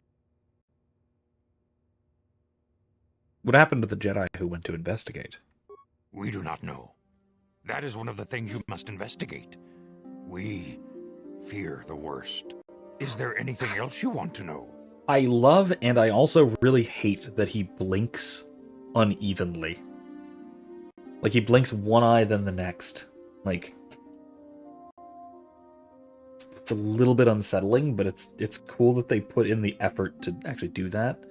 Especially because I think they were working with that off of they were trying to imitate the puppeteering for Yoda in the original trilogy. Well, in particularly Empire, which Empire Strikes Back shirt. Like I said last week, I think at some point that I probably have enough Star Wars shirts that I could wear a different one. Maybe not for the entire time going through Knights of the Old Republic 1. But at least for a good while. I've yet to repeat one. This is one of my retro Empire Strikes Back shirts, based on one of the old posters, I believe. And I will say though, one thing about my Star Wars shirts, I'm a little bit sad to say that I don't actually have a shirt at all featuring my favorite Star Wars movie, which is not Empire Strikes Back, in case you were wondering. Which I'll say objectively was probably the best. Probably. Pacing could be better. But it's still probably the best. But it isn't quite my favorite. Anyway, I'll leave that at that. What can you tell me about Bastila? Bastila will be a great Jedi someday. Someday? Even among the Masters and the Council, it is rare to find one so skilled in the art of battle meditation. Bastila was there when Revan was slain. Did you know that? Marth mentioned something about it. Bastila herself does not like to talk about it. She was accompanying the strike team that confronted Revan when the Dark Lord was destroyed. Her role in the death of such a promising young Jedi as Revan upset her greatly.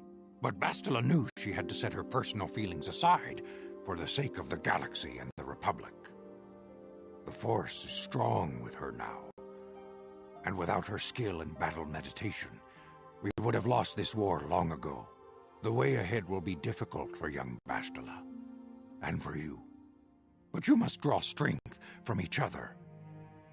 May the Force be with you. Basically just saying, oh, must be a member of your party. Okay, fine. Can I bring Juhani yet? No? Let's bring... We need somebody tanky. Could bring Candrass. Actually, we don't need somebody tanky. We need somebody damage outputty. Jedi are decent tanks. Even Sentinels.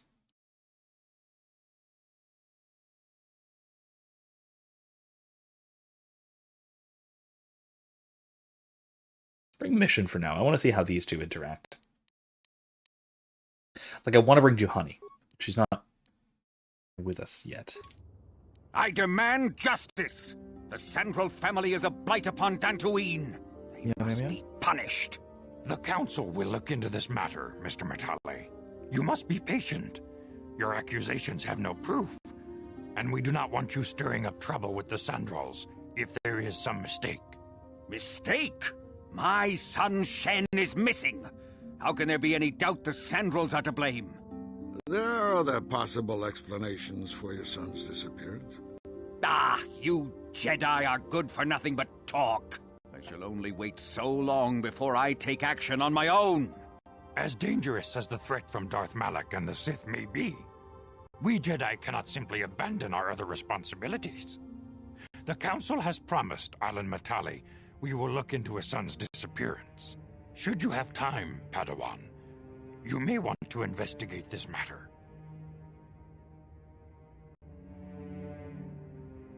I'll look into it at once.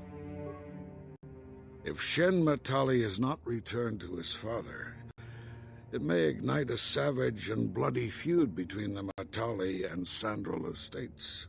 We must not allow that to happen. Your study and training are important, of course, but the Jedi are not a cloistered order. Our influence and teachings must spread beyond the walls of our academies. It is in the real world that we truly prove ourselves worthy of the title Jedi. You would do well to remember this, young Padawan. The task has its own importance. It may also serve to divert our minds for a short time, something which carries its own rewards. Yay, we get a distraction. That's nice.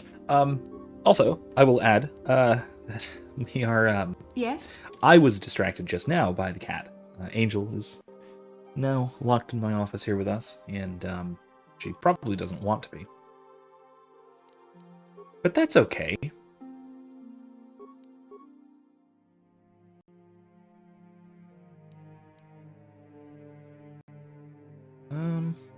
Yeah, that's fine.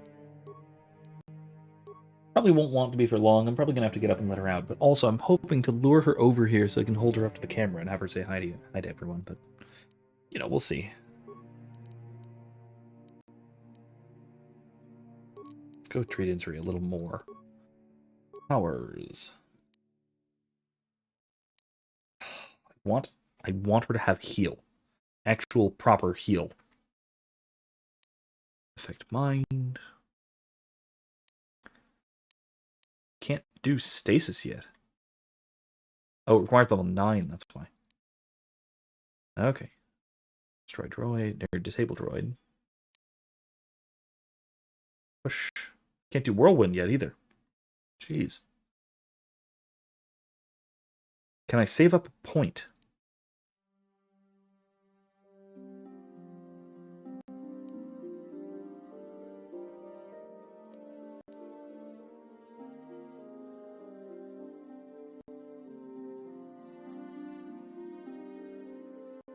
Yeah, you know what I'm gonna do?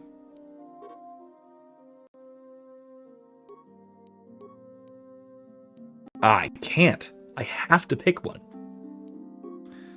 Recommend shield, huh? Yeah. Yeah, okay.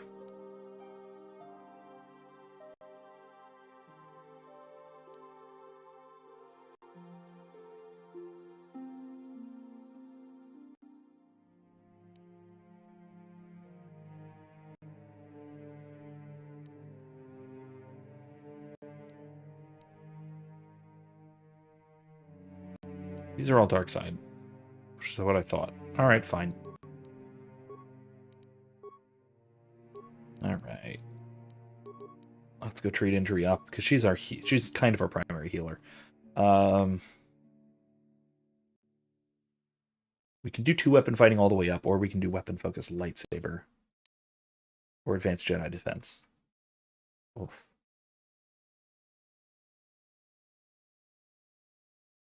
Now, we should either do dual weapon. Yeah, let's do dual weapon, because she uses her saber staff consistently. Okay, powers. Night speed, very good. Stasis, very good. Whirlwind, very good. 3 separate targets with a single lightsaber throw, that's pretty good too. Let's go stasis. Do better stun. That's what we're gonna do. Alright, now what about mission? Level up. Skills.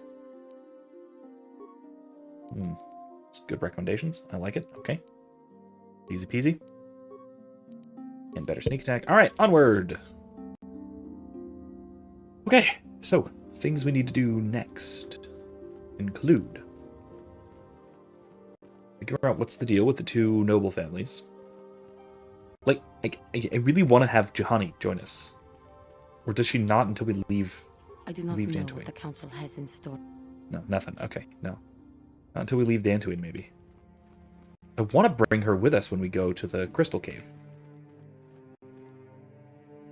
Oh well. For now, we're good. Mission seems distant. Let's speak with her. Hey there. What can I do for you? I want to talk about your brother. I'm sorry for the way I acted before. It's just that when it comes to Lena, I tend to get a little worked up.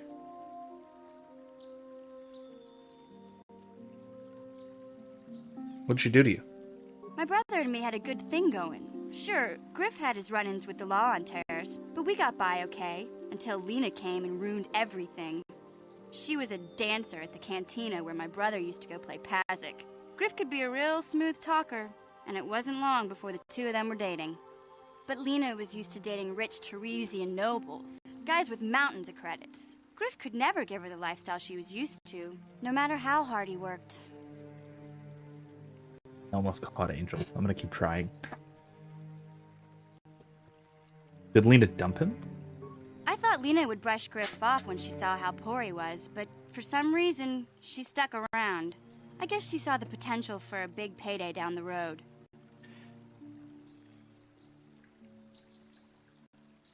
Maybe she actually liked Griff. Seems really unlikely. She does seem like a hoe. Which is an appropriate term, I think, especially if we're talking about Twi'leks, but maybe she actually liked him, though. It's possible. Wouldn't rule it out. I saw Lena for what she really was. A busty, credit-grubbing cantina rat. She used Griff and took away the only family I had. After they'd been together for a few months, Griff told me he was leaving Terrace. He and Lena were going to try and make their fortune off-world. He promised as soon as he made enough credits he'd come back and get me, and we'd all live like royalty. That was 2 years ago. I haven't seen him since. I don't even know where he went. God, you were what, 12? Good lord. Sounds like he deserted you. Oh, I know what happened. As soon as she got him off Taurus, Lena sunk her claws into Griff butt good. She twisted him around her little finger and made him forget all about me. I know I'll probably never see Griff again. But part of the reason I came with you was the hope that I could find out what happened to my brother. Don't worry. I won't let the search for Griff get in the way of what we're doing. Let's just get back to the task at hand. Is there anything else I can help you with? No, that's it. Okay, have it your way. She's got some issues here. Issues to work out. I mean, she is the teenage girl of the group. She's literally 14 years old. So, I get it. And also, I don't remember. I'm pretty sure we do actually run into at least Griff. I don't know if we also run into Lena. I forget if the two of them are together or not, but we run into at least one of them at some point. Somewhere. I forget. I have no idea. I don't remember where, like, at all. So, oh, right this way. So, we'll have to find out. Angel, come here. It's empty. Yeah. I want her to come over. I really do. I want her to come over and say hello to everyone. Say hello to the internet. Where she belongs. She's a cat after all. Cats belong on the internet. It's their natural habitat.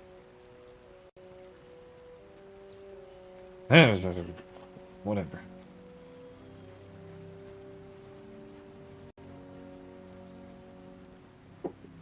Alright. This is private property. I come on behalf of the Jedi Council. I wish to speak to Alan Matale. You have come from the Jedi Council. Master Matale wishes to speak with you. I will inform him that you are here. Remain at this location until he arrives. Okay.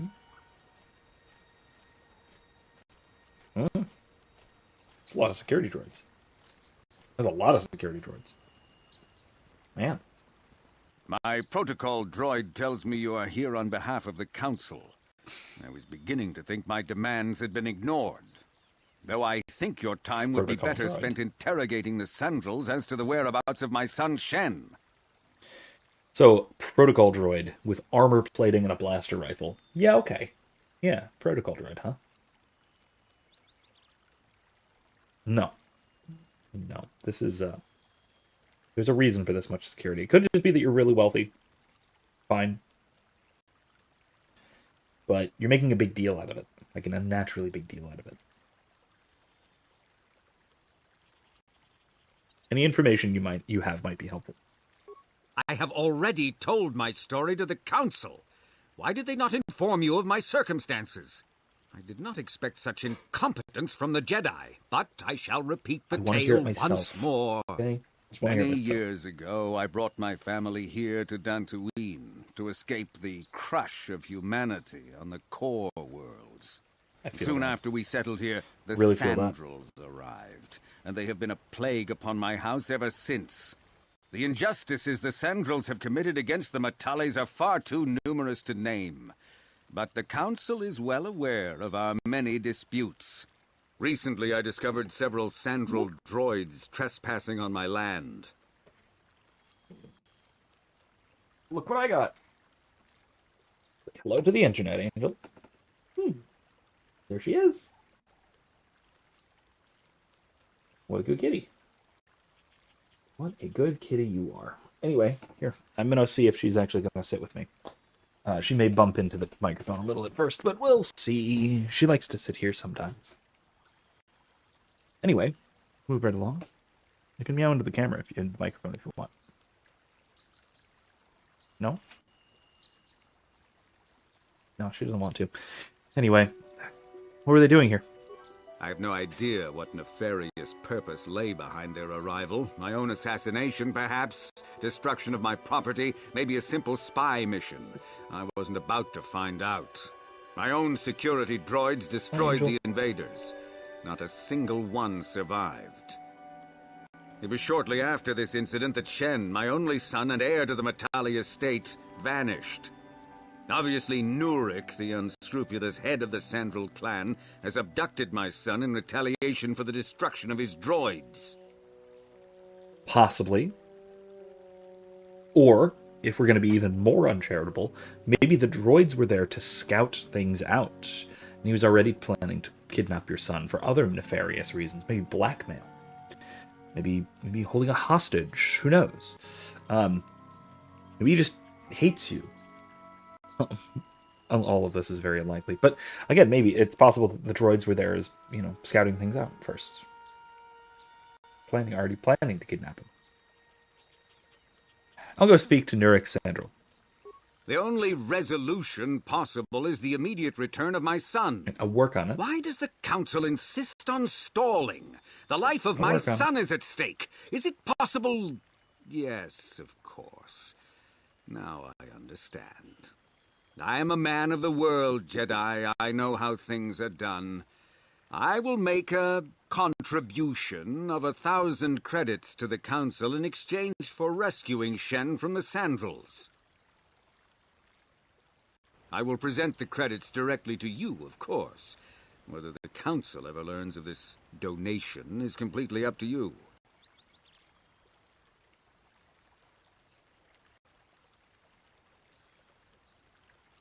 Make it 2,000, you have a deal. No.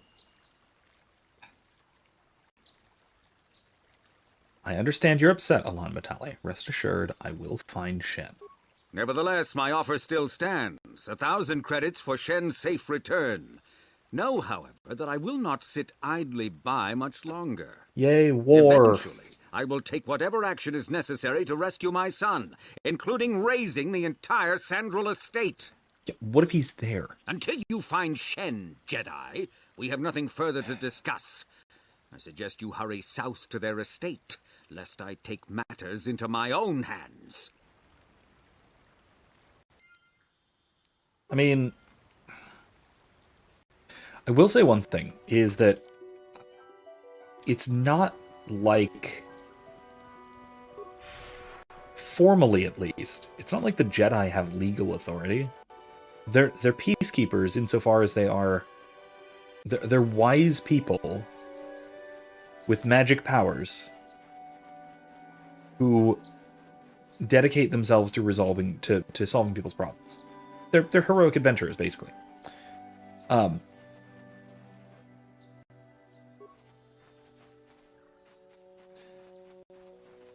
It only really... It's very different from, say... Where did I put it? Oh, geez, hello.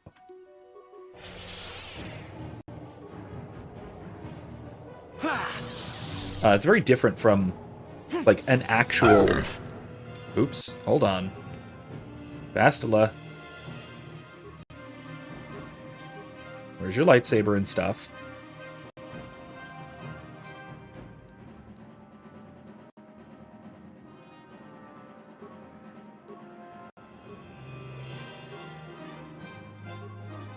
Okay, that's fine.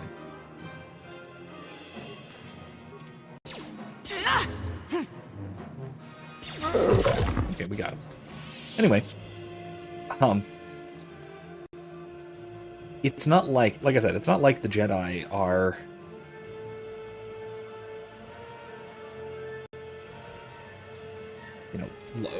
law enforcement, like proper law enforcement. They're not even, I don't think, technically deputized. Yes, there's a bit of them working with the authorities of the spaceport and things like that, but the authorities of the spaceport seem really distant. So it seems to me like what is going on here is that the Jedi are acting like what I would probably safely refer to as a private legal service. Something that is, I think, really cool in terms of from, say, sort of like an anarchist perspective. They're providing what are essentially governmental services without the monopoly on violence that the state employs. They operate outside of the law, but they operate as a law, but not as an enforcer of anything other than abstract notions of justice. Really cool. I like the depiction of the Jedi here in particular. They're very in the world. They're doing things. They're interacting with the world in a very, very visceral sort of way. But in a way that is not... that they don't impose themselves. They're there for when people reach out to them. And then they mediate things. They mediate disputes and they solve problems. Which is great. I think that's a great way for the Jedi to operate, and that the Jedi go wrong when they do impose themselves on problems, or when they start working too closely with the Republic. Like Revan. Or like the Clone Wars. Or like the lead up to the Great Galactic War. Which sort of ended with the Treaty of Coruscant and the sort of Cold War era in the Old Republic, in the MMO. Where before that, the Jedi were basically just part of the Republic. They had their temple on Coruscant, and they were an arm of the Republic judiciary and all that stuff. Basically, it was a lot like it was in the prequel era. And it was a problem. It's a huge problem because they were getting corrupt. They were getting complacent and corrupt, and they were involved too much with the Republic rather than with the Force. And then, by the time the actual game, the actual MMO starts, the Jedi are self-exiled to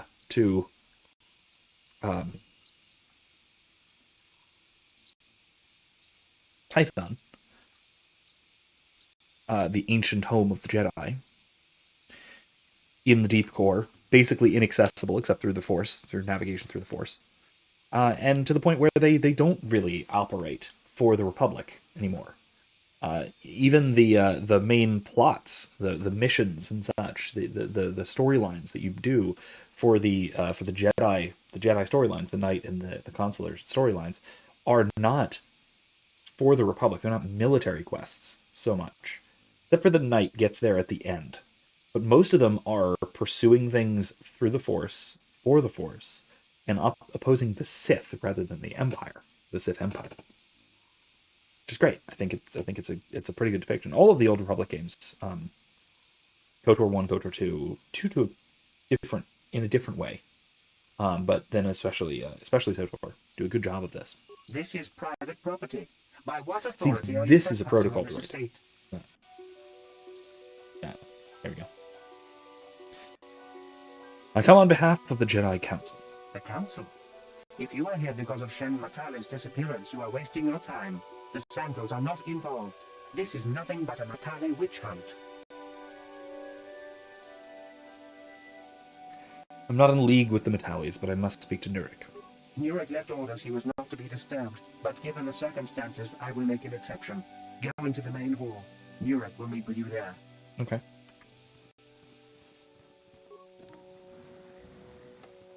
Let's go.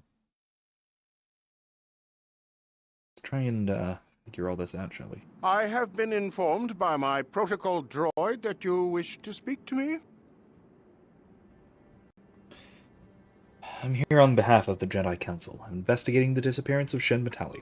I brought my family here to find peace and safety, not to be harassed and treated like common criminals. I know. Your council has no authority here, and I respectfully ask you to leave this property at once. Jedi are renowned for their fairness in pursuit of justice.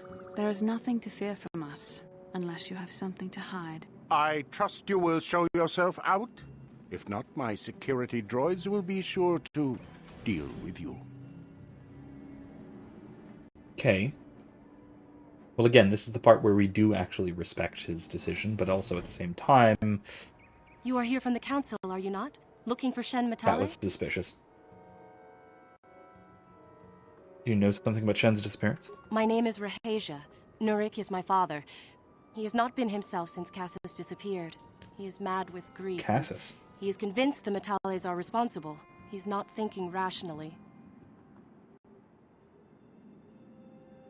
Does this have anything to do with what happened to Shen? My father is a good man. When my mother died, he raised me and my brother by himself. He loves his children, and we love him. I just don't want you to judge him too harshly. Judge him? What has he done? You must understand that Father has been under a terrible strain. I have no wish to disobey him, but there are matters where even my father's authority is not absolute. Please, tell me what's happened. My father has kidnapped Shen Matale. He is holding him prisoner here in the compound. He feels this is a way to get back at the Matales, a way to get even for the disappearance of my brother Cassus. I see. Well, there is the answer we seek. The Jedi Council should be informed of this at once. No. Since Cassus went missing, my father has become unstable. He might hurt him if you do that. He no longer even cares if the Matales are responsible for what happened to Cassus. I am afraid my father will simply kill Shen out of a mad, misguided lust for vengeance.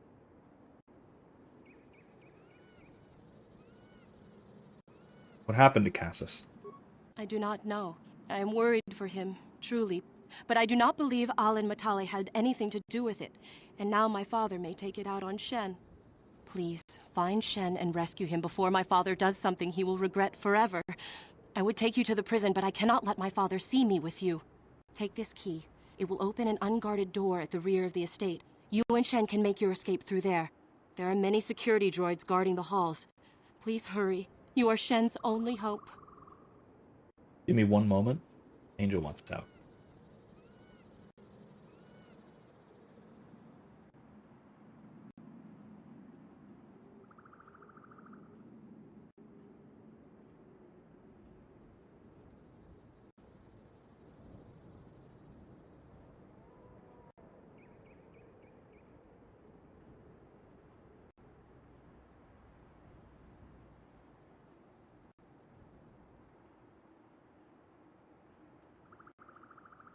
We're back.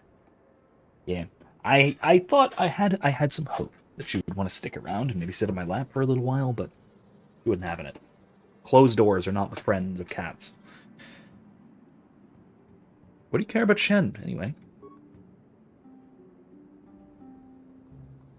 Shen and I, we have been taught by our families to hate each other, just for being Romeo and related Juliet, to our cool. fathers. But I met Shen alone one day in the city, away from his father, and Shen was so charming, so sweet. He didn't care at all that I was a Sandral. He just accepted me for who I was, with no reservations.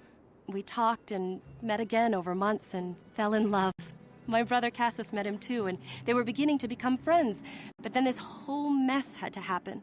Please find Shen and free him. You are my only hope. I mean, the bonk screen is maybe not perfectly appropriate here. Can I just go in here? No, because it's guarded. I'll get attacked. But that's okay, because I have a key to the back door. So let's go to the back door. Help Shen escape.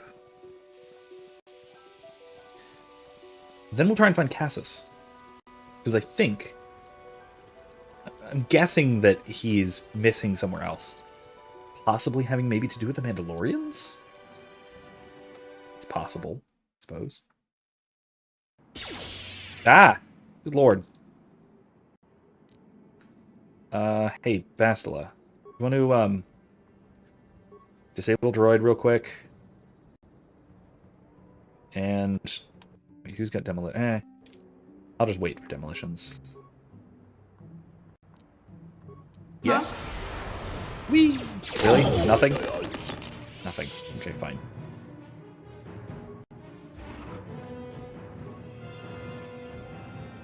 Who's got a good demolition score? I honestly don't remember. Skills. 11. What's Mission got? 15. Alright, I'm gonna give her the gloves. Okay. Cover the mine.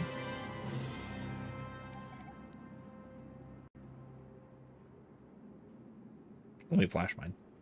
Still. Sure. Oh, hi. Whee!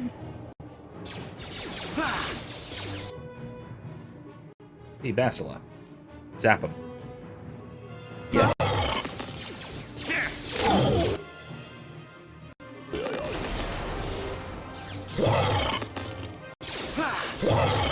You shall fall.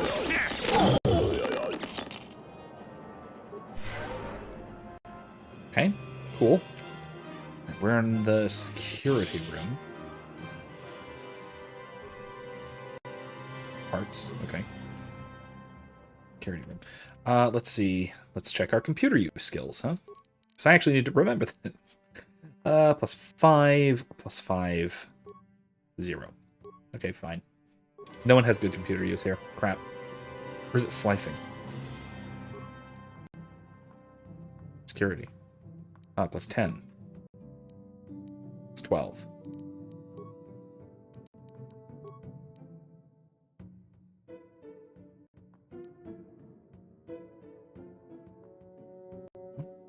What do I have that's increasing that? Yeah, nothing. Let's have Mission I'm do here. this. What? Either way, let's have Mission do it. Slice the computer. View North Hallway. There's a mine. Patrol droid. Nah, there's no patrol droid. Go back. South Hallway. There is a patrol droid. I'm not going to use 9 spikes for that, though. I only have 3. I need more spikes. That's where we are. No, I'm not going to overload it. That would suck. Oh, it's 3 droids in there. I only have 3 spikes. Can't do it. Repair room. 3 more droids. Storage room. 2 more droids. I can't download the area schematics, can I? Yes? Here we go. Ready? Set.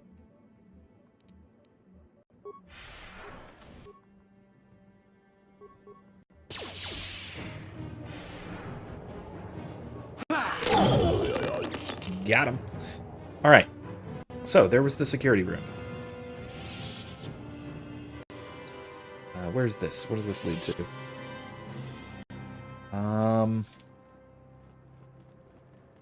The door. Random door. Security, why not? No problem. Got it. Yeah. No computer spikes, though. That's what I need. I need computer spikes. Random door. Security. No, not the control room yet. What's this? Another random door. Alright, bedroom. Nothing. Security room. Another security room. Okay. Came in that way.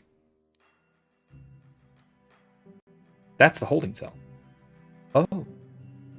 Oh, okay. I am going through this the completely wrong way, but that's fine. I can live with that. Check this security room.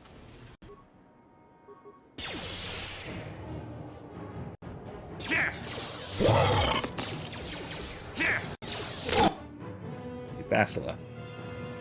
Was that guy? I'm here.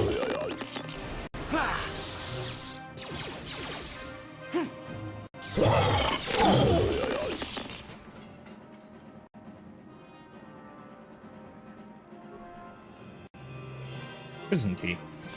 Hey, I did need that. Alright, cool. I don't need to reactivate it. I can just move on. We're Jedi. We can handle this ourselves. Random room. Oh, hey. Please, find Shen and rescue him before my father does something. There are many security... Yeah, I know that. Babbity-babbity-bobbity-boo. Please. That's all. I'm gonna sift through your things really quick. Hold on. Thank you. I need those. Alright, security room. Oh, hi. Droids. That did nothing. You try. Yes.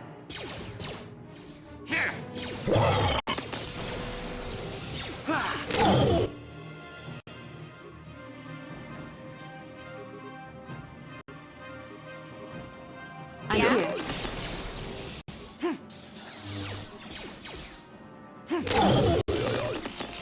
Oh, yeah. Alright. Hair kit's nice. That's super useful. Computer spikes! Yay! Alright, cool.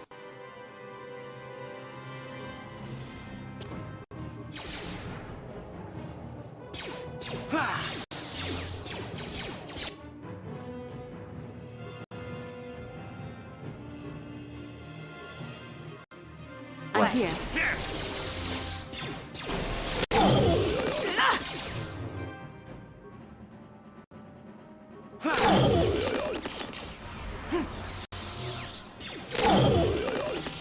Did not mean to open that door. But we're fine. Ooh, light scan visor. I don't know what that does, but it's cool.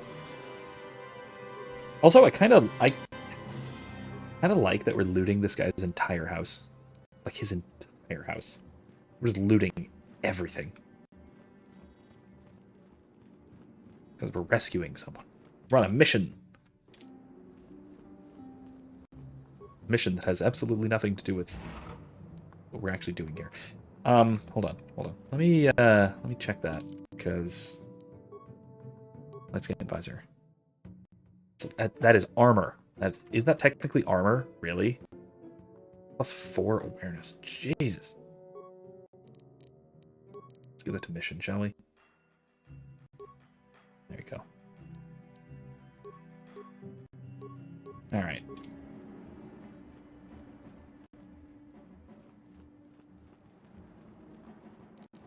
No problem. Got it. Okay.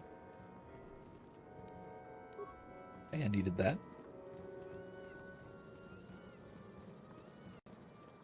Another mine. We'll have mission take care of that in a moment.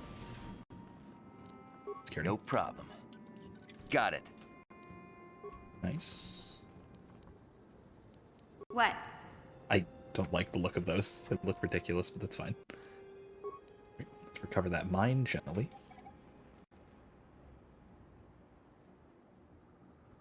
Sure. These doors just not... I want to know where I'm going if I'm going to go in there. Oh, hey, we've been in there. Okay, this is the cell, right? We don't want to go into the actual no problem front foyer. Hey, Who Shen. are you? What do you want with me? Are you working for my father? I'm here to rescue you, Shen. Rescue me? No, I won't leave. It's too dangerous. I'll protect you, Shen. Let's go. It's not my own safety I'm concerned about. I'm worried about the fate of Nurik's daughter, Rahasia. She's been trying to convince her father to release me ever since I was captured. Oh boy. If I escape, Nurik will think Rahasia is to blame. Nurik is insane with grief over the loss of his son, Cassus. If I leave with you, it is Rahasia who will suffer. I cannot allow that.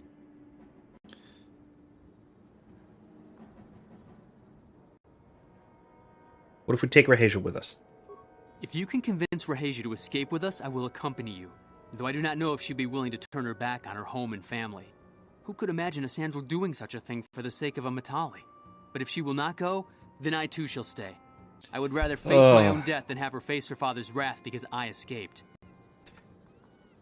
Okay, so why do you guys hate each other so much? My father thinks the Sandrals are thieves and liars who followed him here to Dantooine just to steal what he has earned for himself. Oh my god. My father is an egotist and can be violent at times, but I think he still cares for me. Rahasia's father seems to be falling into the same pattern as mine. Great. They're both too unreasonable to be talked to about the other. I think the only hope Rahasia and I will ever have is if we can escape both of them. Please, find Rahasia and speak to her. Get her to flee this place with me. Okay. If you can convince... Who could imagine a Sandral... Okay, I still want to talk to... Okay. Why do you care so much about Rahasia? I was taught to hate the Sandrals, to think of them as evil and subhuman. But from the moment I saw Rahasia one day in the city, I knew that my father was wrong. She was like an angel, all white silks and perfume, seeming to float above the crowds. Shut up, Anakin. I don't know what else I could have done but fall in love with her. For months I wooed her and tried to win her heart. I believe I have succeeded, but now this has happened. Our families are always coming between us one way or another. Please find her and convince her to run away with me. I love how George Lucas-y the writing is. There are no contractions in any of the voice lines, or in the subtitles. It wasn't just the delivery; it was the dialogue, writing, and the direction. There's no contractions at all. It's such cringe romance dialogue. Exactly the kind of crap I would expect out of George Lucas. It's so Star Warsy. I love it. What are you doing here? Have you found Shen yet? I'm trying to rescue Shen, but he won't leave without you, Rahasia. Shen can be so stubborn sometimes. If one of the security droids sees me wandering the halls, Father will get suspicious. I can't risk it. But I know Shen would rather die than leave me here alone to face the wrath of my father. Tell Shen I will meet you outside the gates. I will wait as long as I can, but you must hurry. There are no security droids left in this house. Actually, that's not quite true. There's one. It's disabled. There's one turned off. That's it. You're back. Have you spoken to Rahasia? Yes, she promised she would meet us outside the gates. I pray she is not just telling me what I want to hear, but I will So have to leave. take that chance. Hurry then. We must not keep Rahasia waiting. Okay. I did see her leave, so Shen, hopefully you're right. You're safe. Rahasia! Oh, thank goodness you managed to escape. It was all thanks to this kind Jedi that we managed to get this far at all. I thank you, Jedi, for all that you have done for us. There's no problem. No, we know that you must have gone to great personal risk to get us out of the Sandral estate undetected. No rewards necessary. But surely we can... And if you want, I guess, but... Oh, well. Interesting. Even more interesting. There you are, Shen. Father! Mr. Matale. Uh-oh. Rahasia! Then the fright Father. began. Mr. Sandral! Yurik! Alan! Hey! I knew this was all your doing. I knew you had captured my son. You had taken my Cassus from me long before that. You started it. God. I don't want to hear any of your excuses. Now I will get revenge for your transgressions. Oh my god, I did... This came out like this. Did this come out the same year as Shrek 2? I think this came out the same year as Shrek 2. Like right after. That might have been a Shrek 2 reference.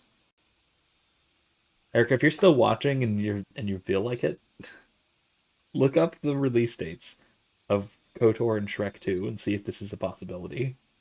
Or if it's just a standard trope, but that might have been a Shrek 2 reference. I hope it was. I'd like to think so. Oh gosh. You do just need to calm down. Please listen to him, Father. Why should I listen to the Jedi? All you want is to remain with that Sandral harlot. Well, yes. My daughter is not a harlot, Matale dog! You're right too, but you're both correct technically, kind of.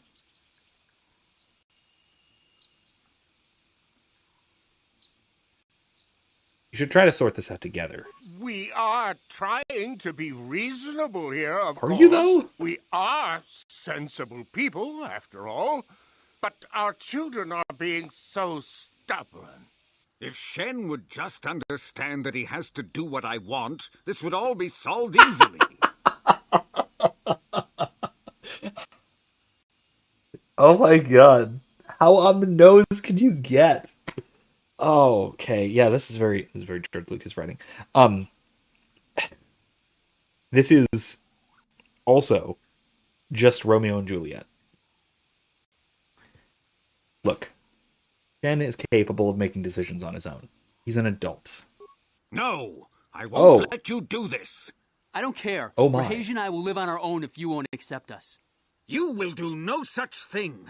I am your father, and I order you to come back with me. They're gonna shoot no, each other, Father, aren't they? I won't. Rahesha, you will not leave with this They're gonna shoot each Matale other, aren't they? boy.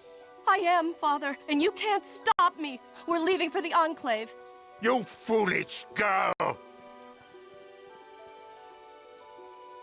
not be so selfish, Nurik. You think to make us stand here, then? You expect us to just let them leave? Droids, stop them! You will not turn your droids on my daughter. Droids, don't let them take Rahesha. We appear to be at an impasse, then. And they got away. It is your fault, Alan. You were always too violent for your own good. Okay, Me? fair enough. You were the one who rushed out here with war droids. Shut up. Shut up. Stop it. Do not tell me what to do, Jedi. The Council will hear of the trouble you caused here today.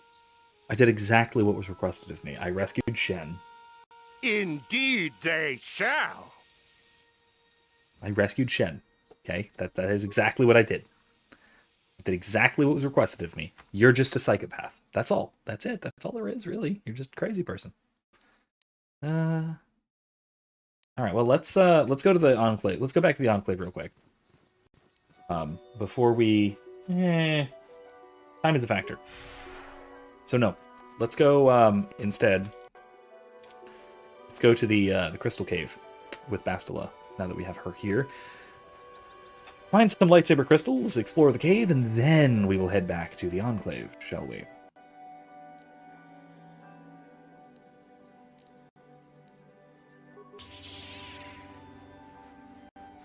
Oh, I did not need to fight this guy. Really? 3 misses? The Force fights with me! Yeah!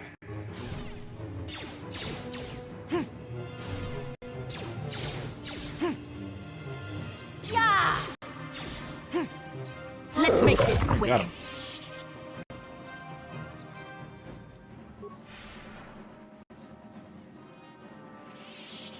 At least I'm getting experience from these kills. It's good.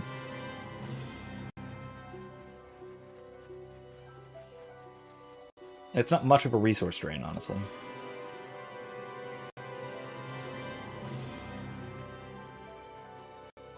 Now that I have Force Cure on 2 party members, it is not too terribly much of a resource drain. Because I'm not worrying about what's it called? Health packs. Ah, saved. Okay, fine. Kinreths.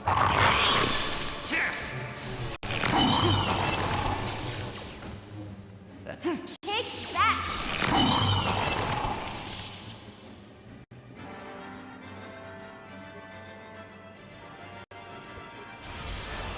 Really? Fine. Ow.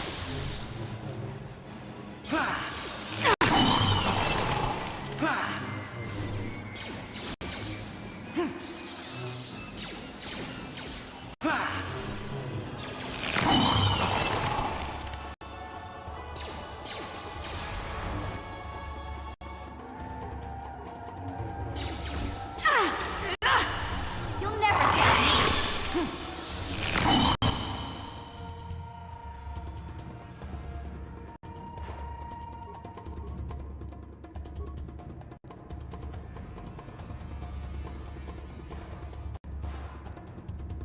Okay, no, that's fine.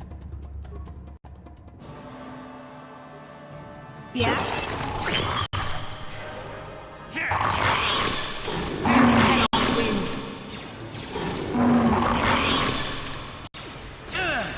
Ow, really? You shall fall.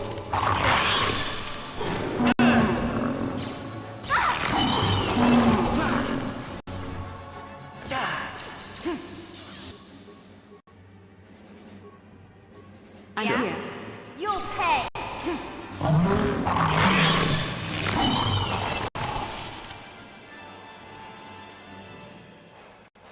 Alright, well, Mission's fine, because she was standing in the back the whole time.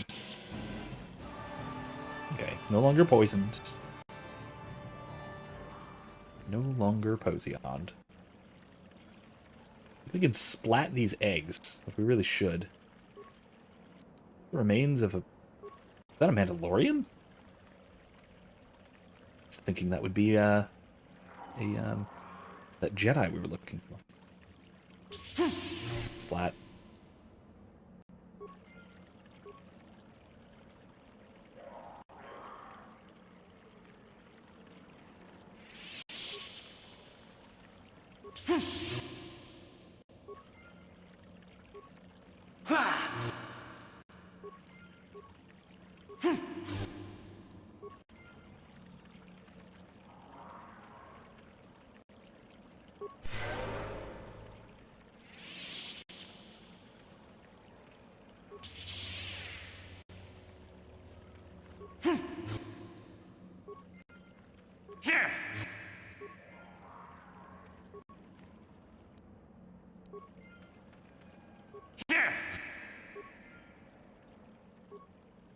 Man, there are a lot of crystals to find in here. This is fantastic. Okay. Acquired a lightsaber crystal.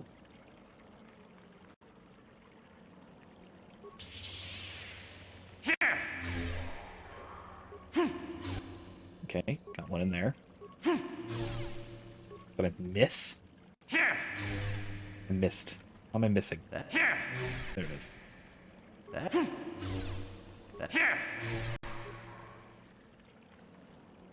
No more? No more eggs? Oh, are these more? There's more eggs.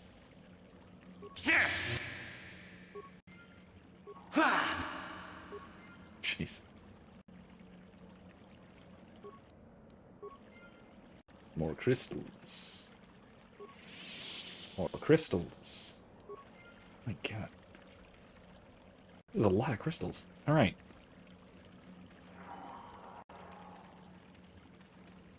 I think that's all. Is that it? Yeah, that's it. That's it. That's interesting. Because you come back here in KOTOR 2. I think. If I remember correctly, you come back here in KOTOR 2. And the cave system is much more complicated than this. There's a lot more Kinreths, too.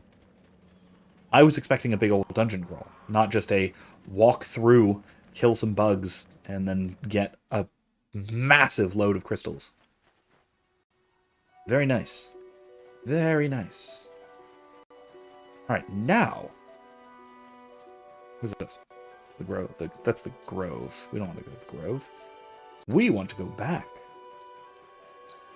Back to the Enclave.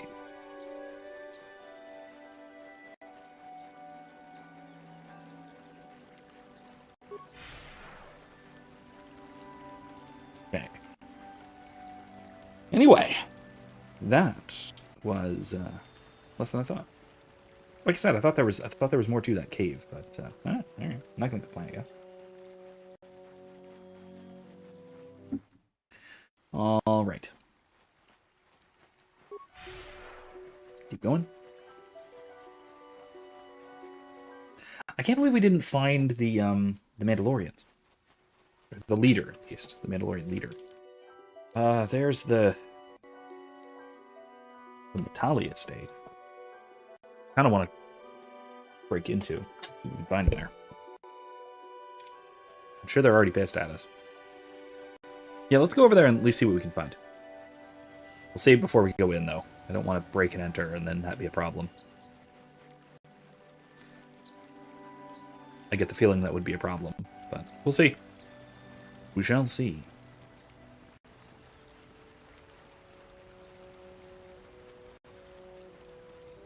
I don't want to sneak up with the droid right there. Alright, cool. Save. Go with that. Okay. Locked. Matali pass card required. How would I get that? How exactly would I get the Matali pass card? Let's see if this one's open. Master Matali has left orders to deny you entrance into the estate. He suspects you to be in league with the Sun Drowns. A grievance will be filed with the Council for your actions. Alright, well, I'm gonna go talk to the Council, so... I'm sure the Council will realize these accusations are completely unfounded. The Matali grievance will fall on deaf ears. Yeah, I tend to agree. Okay, nothing new there. I'm going up that way. Yeah, let's just go the path north this way. Back towards the Enclave, at least for now. And I'll look and see if there are any areas that I have not, I don't remember exploring. Because like I said, I think there's gotta be the, what's his name? The guy, the other, let's gather your part. Oh, they're slow. Forgot. Come on, guys. Come on. Oh, not you. Not everyone. Just Mission. Mission's the slow one. The non-Jedi of the group. Okay. That ain't it. That's the ruins. And that's the path south. That's back towards the Matali estate. Yeah. But yeah, the other Sandro brother. That's the odd part. Let me sell what I can sell. Show sell list. Anything I can sell here? No. Oh, look at all those crystals. Oh my god, that's a lot of red crystals. My god, I don't need that many red crystals. How many Jedi? Yeah, that's fine. Do that crystal. Yellow crystal. Anything else worth selling? Response package. Ooh. I need implant level 1 for that. Maybe I'll get that eventually. Okay, cool. Should I buy list? Anything? Nah, skadoodle.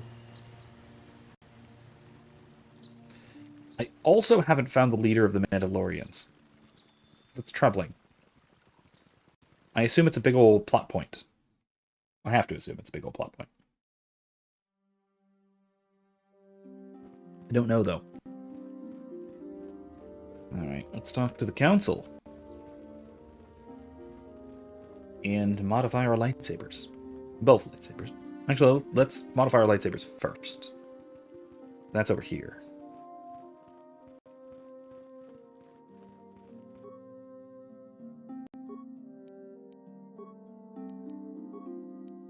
Right, let's do color first. Let's do green, because I like green better. Even if I am a Sentinel, I like green better. Alright, attack +1, damage +1. Oh wait, what was that? Crap. Ooh, stun DC 10, 25% for 2 rounds. Heck yeah, that's nice. Power Crystal, Rebut. Rebut. Now let's keep her with blue, with yellow. How about that? Assemble. Yeah. Armor? Johnny? No. Melee?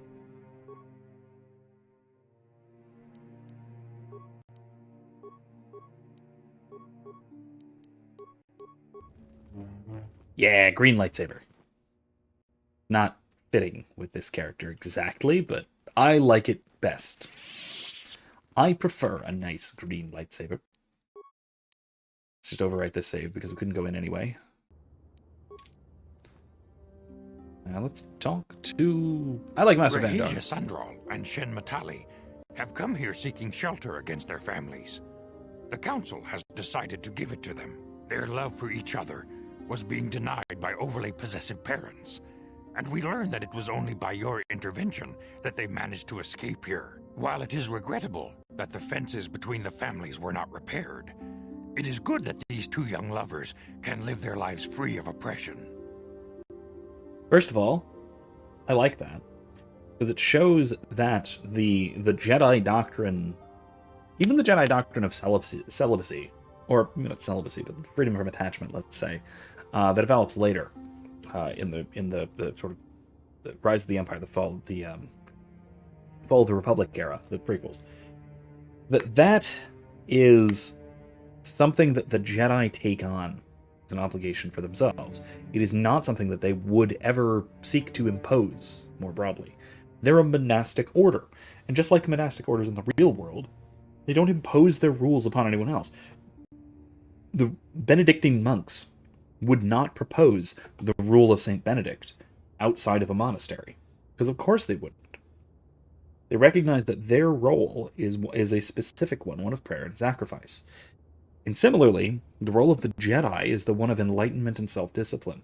It is not the same role as the role of everyone else in the galaxy. So of course they would have specific rules for themselves.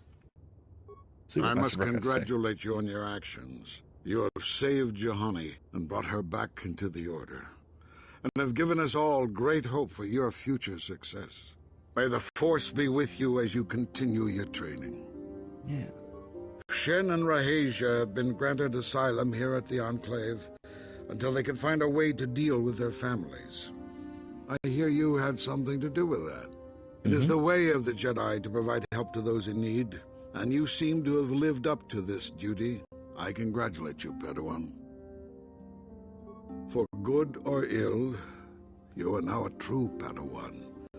The time has come for you and Bastilla to investigate the dream you shared. The secrets to stopping Malak may lie hidden within the ancient Dantooine ruins you both saw in your visions. So it's 11:30. Do I have time to do this? For good or ill... Okay. Your training is now complete, Padawan. Okay. When we heard, we sent it this. Okay, that's it. The way. Okay, I think we will have time.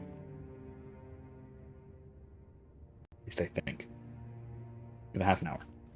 Who do I bring for this? Can I still bring? No, let's bring...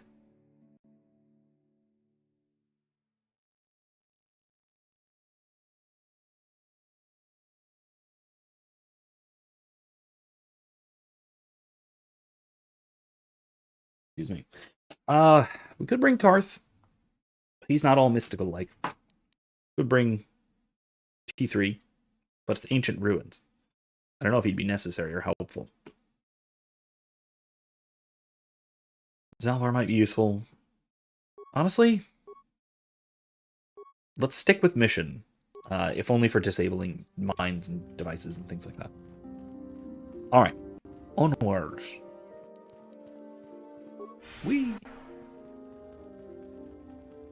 Like I said, I think I would like to bring Juhani, but she hasn't joined us yet, so maybe not. Yeah, I know. Yeah, I know. Come on, mission. Catch up. Oh my gosh. Okay. Now let's go. Where is it? Oh, it's right there. Due east.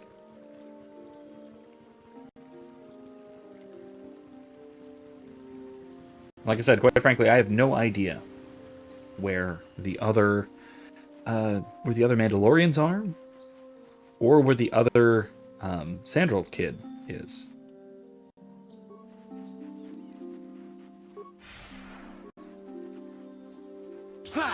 You shall fall. Take that!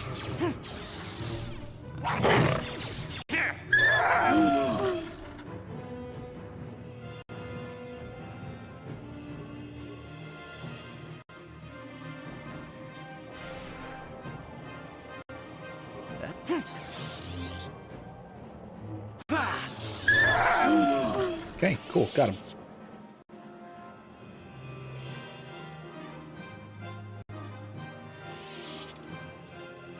Oops. Save. Let's do 4, why not? Okay. Okay, let's go into the ruins.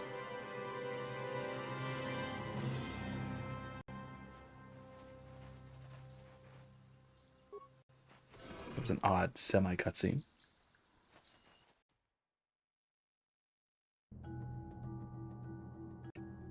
Boom. This is very large on the inside. I love the aesthetic of this, by the way.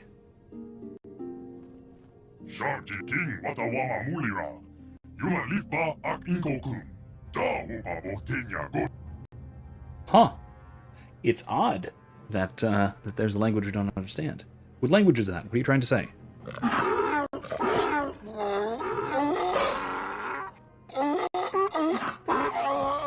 Oh, that language. Bastila, do you have any idea what the droid is saying? I think the droid is trying to communicate with us by cycling through a variety of languages. Each time it spoke, it was using a very different alien dialect. I know that the droid one. The can second probably one. I know what it understand is. us. The only problem is it may not have been programmed with the phonemes of a language we can understand. Great.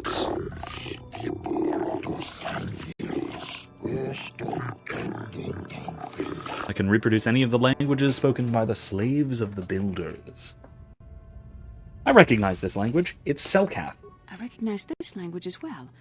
It's an archaic variant of the Selkath dialect spoken on Manaan. But why would a droid on Dantooine be programmed to speak ancient Selkath? Communication was vital to ensure that the slaves constructed this temple according to the wishes of the builders. But you are not the slave species. Neither are you of the builders. You are like the ones who came before. Or the one who came before. Referring to Revan. The Dark Lord and Malak likely encountered this droid when they explored these ruins. Are you some type of guardian? I am the Overseer. The Builders programmed me to enforce discipline among the slaves while this monument to the power of the Starforge was constructed. In project completion, all slaves were executed. I was reprogrammed to serve should a builder return in search of knowledge of the Starforge. Who are these builders you keep talking about? The builders are the great masters of the galaxy, the conquerors of all worlds, the rulers of an infinite empire, and the creators of the Starforge. These builders must have been an extinct people. Though it is strange, there's no record of their existence. Even the archives of the Jedi Academy make no mention of them. In the Distinct from the Republic, architects. the Hutts were a dominant force in the galaxy, but they never constructed an empire. In fact, I know of no species that would fit with this information. Two things. One, this is an early discovery of something that will recur throughout all of Star Wars, because there were several ancient precursor races with broad empires. There was the Builders, which were what we're talking about here, which was the Rakata Infinite Empire. You have the Architects, known as the Architects because they were the ones who assembled the Corellian system, Centerpoint Station, Sinkhole Station, the Maw, and most likely the hyperspace anomalies that cut off the unknown regions. Those were the Architects, or also known as the Celestials. You also have the Gree, who are the ancient builders of the foundations of Coruscant, as well as some other things. You have the Qua, who built hypergates, basically interstellar, basically stargates. You had the Kalumai, basically Roswell Greys, who didn't have an empire exactly, but had an ancient, very, very scientific civilization. They were observers until the various other empires started expanding, and then they became isolationists for a few thousand years, were rediscovered and re-encountered by the Republic, having stagnated. So there was a ton of ancient precursor races. It's one of the really common sci-fi tropes that Star Wars plays into like crazy.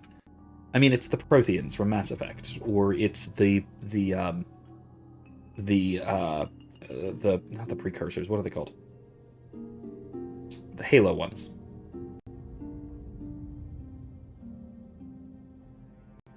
Forerunners. That's it. Forerunners and Halo.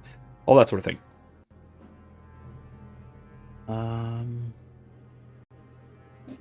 That's something I'll have to handle, but I can handle it after stream. That's fine. Yeah, I can handle that shortly.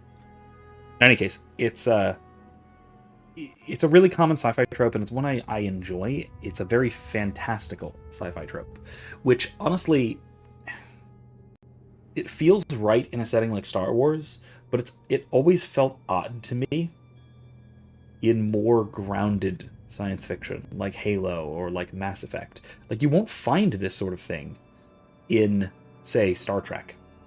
You'll find the founders, the shapeshifters of the Dominion, but that's not really a precursor race. They still exist. They're not extinct or anything. So there isn't really much of that. Like I said, it feels right in Star Wars because it's a very fantastical trope. But it always felt a little odd to me that it was the central theme of Mass Effect, and that really foundational, or realistically, I mean, kind of the central theme of Halo, which is a really relatively hard, very grounded military science fiction. Seems odd. It seems out of place there. Something must have happened to wipe the Builders out. The empire of the Builders is infinite and everlasting. None can stand their might in the power of the Starforge. How long have you... more importantly, what is the Starforge? Starforge is the glory of the Builders, the apex of their infinite empire. It is a machine of invincible might, a tool of unstoppable conquest. Could you be a little more specific? The Starforge is the glory of repeating the droid lines. is obviously not programmed with the knowledge we seek. The Starforge sounds like some type of weapon, perhaps. Though in fact, it could be anything. Maybe it has nothing to do with the Sith. Our vision was clear. We saw Revan and Malak speaking of the Starforge. I'm certain it is somehow connected to the Sith's sudden rise to power. Maybe the droid has more information we can use. It seems to respond to you. Perhaps you should ask it something else. How long have you been here? My chronological circuits have marked over 10 full revolutions of this system's outermost planet around the sun since the Builders left. 10 revolutions would take more than 20,000 years. If this is true, then this droid is nearly 5,000 years older than the Republic itself. There must be some mistake. There is no mistake. The Builders constructed my chronological circuitry using the technology of the Starforge itself. My calculations are infallible. So, that's another thing I also really like about Star Wars, is the timescales are massive. Especially EU. It seems like they're trying to steer away from that in new canon. Trying to shorten a lot of the timescales, like the High Republic, where a lot of expansion apparently happened into the Outer Rim in new canon, was like a few hundred years before the prequel era. By contrast, the Republic extended into most of the Outer Rim. This takes place 6,000, was it 6,000? Or 4,000? No, 4,000 or so years before the movies. And the Republic at this point is 15,000 years old. Man. And even much, much longer ago, thousands of years prior to this, the Republic was still very large. It took up most of the known galaxy. The known galaxy was a little bit smaller then. The unknown regions were less explored. Wild space was its own separate thing. So, yeah, fine, less so, but a lot of it was still... A lot of civilization in the EU was older. Tell me more about Revan and Malak, the ones who came before us. The ones who came before you, the ones like you, not builders but slaves, sought knowledge of the Starforge and its origins, proved themselves worthy. They discovered the secrets of the Starforge locked behind the sealed door behind me, but there was another who failed to unlock the secrets and paid the ultimate price. The droid must be talking about poor Nemo. The Council sent him here to investigate. Oh, that's Nemo? His life. Oh no. Did you kill the Jedi over there? I'm not programmed for combat. I did not harm the one who failed. This temple's own protections will destroy those who seek knowledge of the Starforge if they are deemed unworthy. Okay, how do I prove myself worthy? Entering the proving grounds to the east and west. Within those who understand the will of the builders can unlock their secrets and open the doors. And those who fail will be destroyed by the power of the temple itself. More than this, I'm not programmed to say. Revan and Malak unlocked the sealed door and uncovered the secrets of the Starforge. Now Malak is using the Starforge to fuel his conquest of the Republic. We have to find out what they uncovered. We have to find a way to unseal these doors to learn more about the Starforge. The Republic is depending on us. Okay. Hey, leveled from that. From a conversation. Love it. Love when I level from a conversation. Let's go. Skills. Stealth. No. Let's just go all the way up to read injury. Because I'm going into healing. A little bit. Alright, powers. Stasis? Maybe? No, I need disable droid. I need stun droid now. I think I need stun droid, because I think there's a lot of droids in here, so I'm gonna need that. Alright, accept. Okay, cool. Alright, let's try this out. We got 15 minutes. I think we can do at least some of this.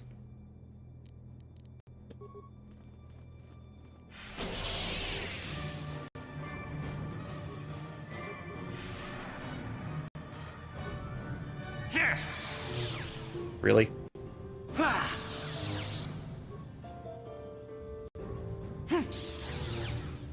So be it.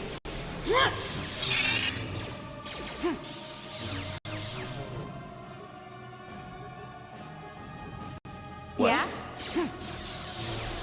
That'll work. Really?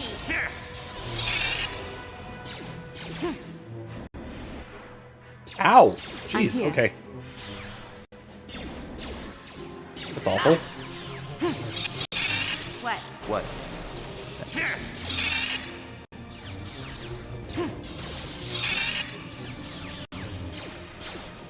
You cannot win. Damage, really. It's ridiculous. I'm here.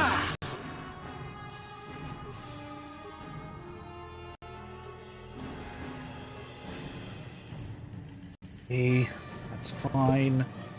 Sure. Oh my god, you gotta be kidding me.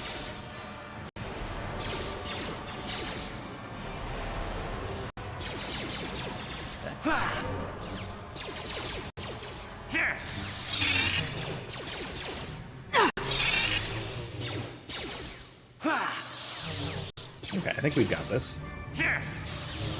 No, maybe not. There, take that. Okay, we've got it.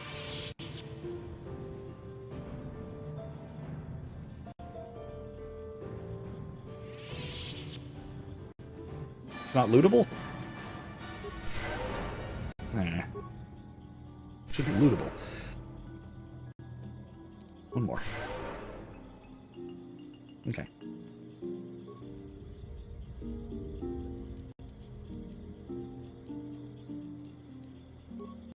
Try and slice it. Failure. You've no knowledge of the ancient system. It's impossible. Talk to it. Go silent. Screen blank. Few unusual characters then appear on the screen. Rapid sequence of tones. You hear one of these tones softly echoed by your datapad. Small data receptacle opens in front of the ancient thing. Insert the datapad. Sure. Seems to be interfacing with the datapad. Screen goes blank.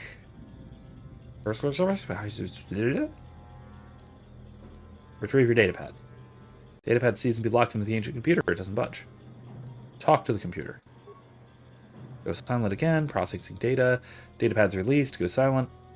Data interpretation. Complete. Language analysis. Complete. Awesome. Identify the 3 primary death-giving seed world types. Desert, volcanic, barren. Good. Is that it? Alright, we got it. Yay! Moving on. That was a relatively easy test. Assuming once we translated. Okay, ready? I'm gonna wait for my force to recharge just a little bit. I'm gonna do that. Then open the door. Woo! Zappy. That saved. Re-zappy.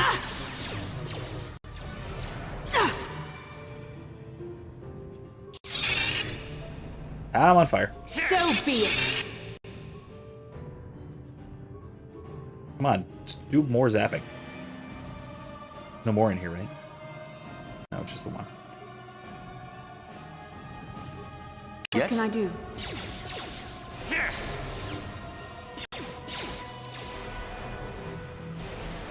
Jesus, this thing is just saving from everything.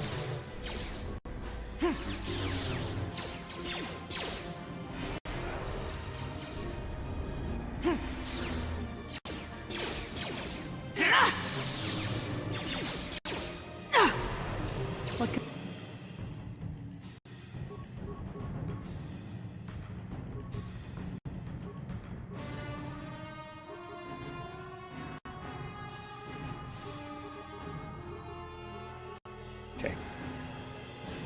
I'm here.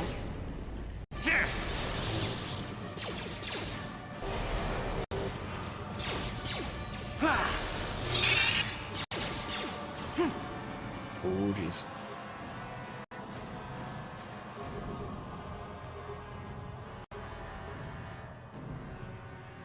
I'm here.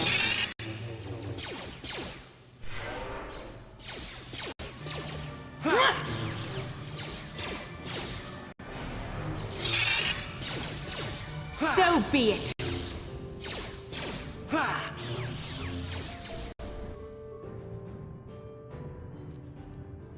There.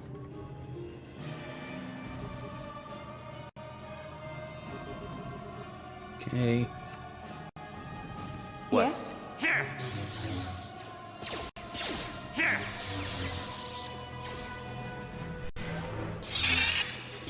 Okay, here we go.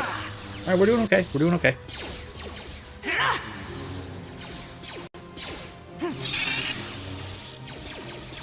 We're completely out of the force, though. That's not great.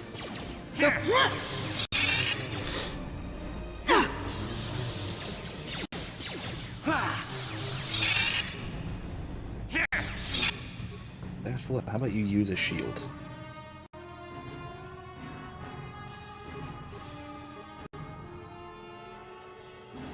What can I do? And she's down. Great.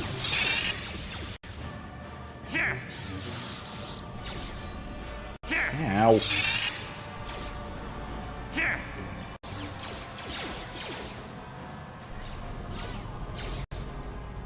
Really?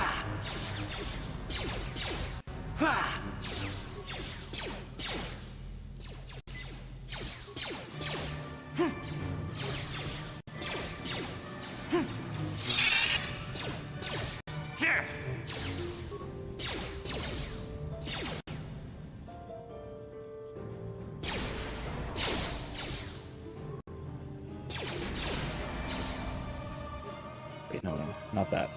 I need that. Actually, wait. I need that. I need more shielding.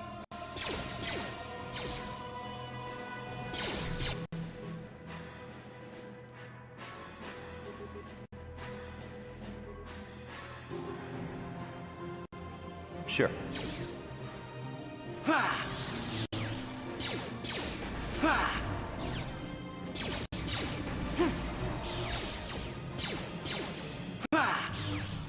Come on.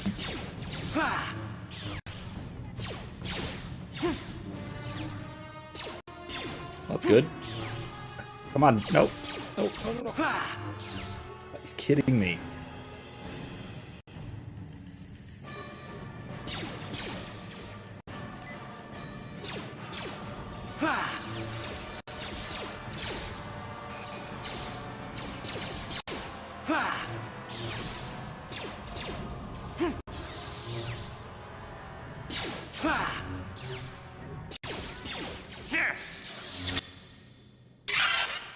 Woo! Okay, that was kind of ridiculous.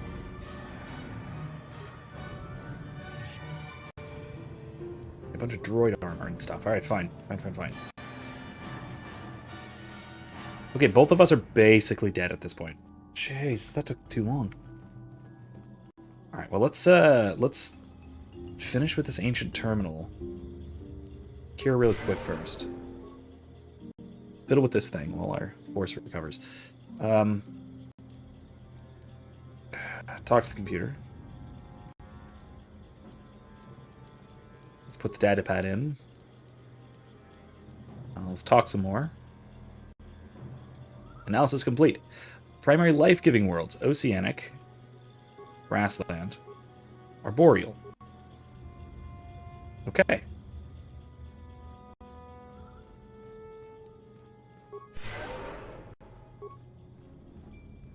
Yes? Yeah? What? Okay, cool. All right, let's talk to this ancient droid. I think we've proved ourselves worthy, and then we'll wrap it up from there. For neither builder nor slave, blah, blah, blah, blah, blah, blah, blah, blah, blah. How do I prove myself worthy? Yeah, that's it. I did that. Can I just go in now? Oh, good. I've done it. I'm worthy. Let's go on in.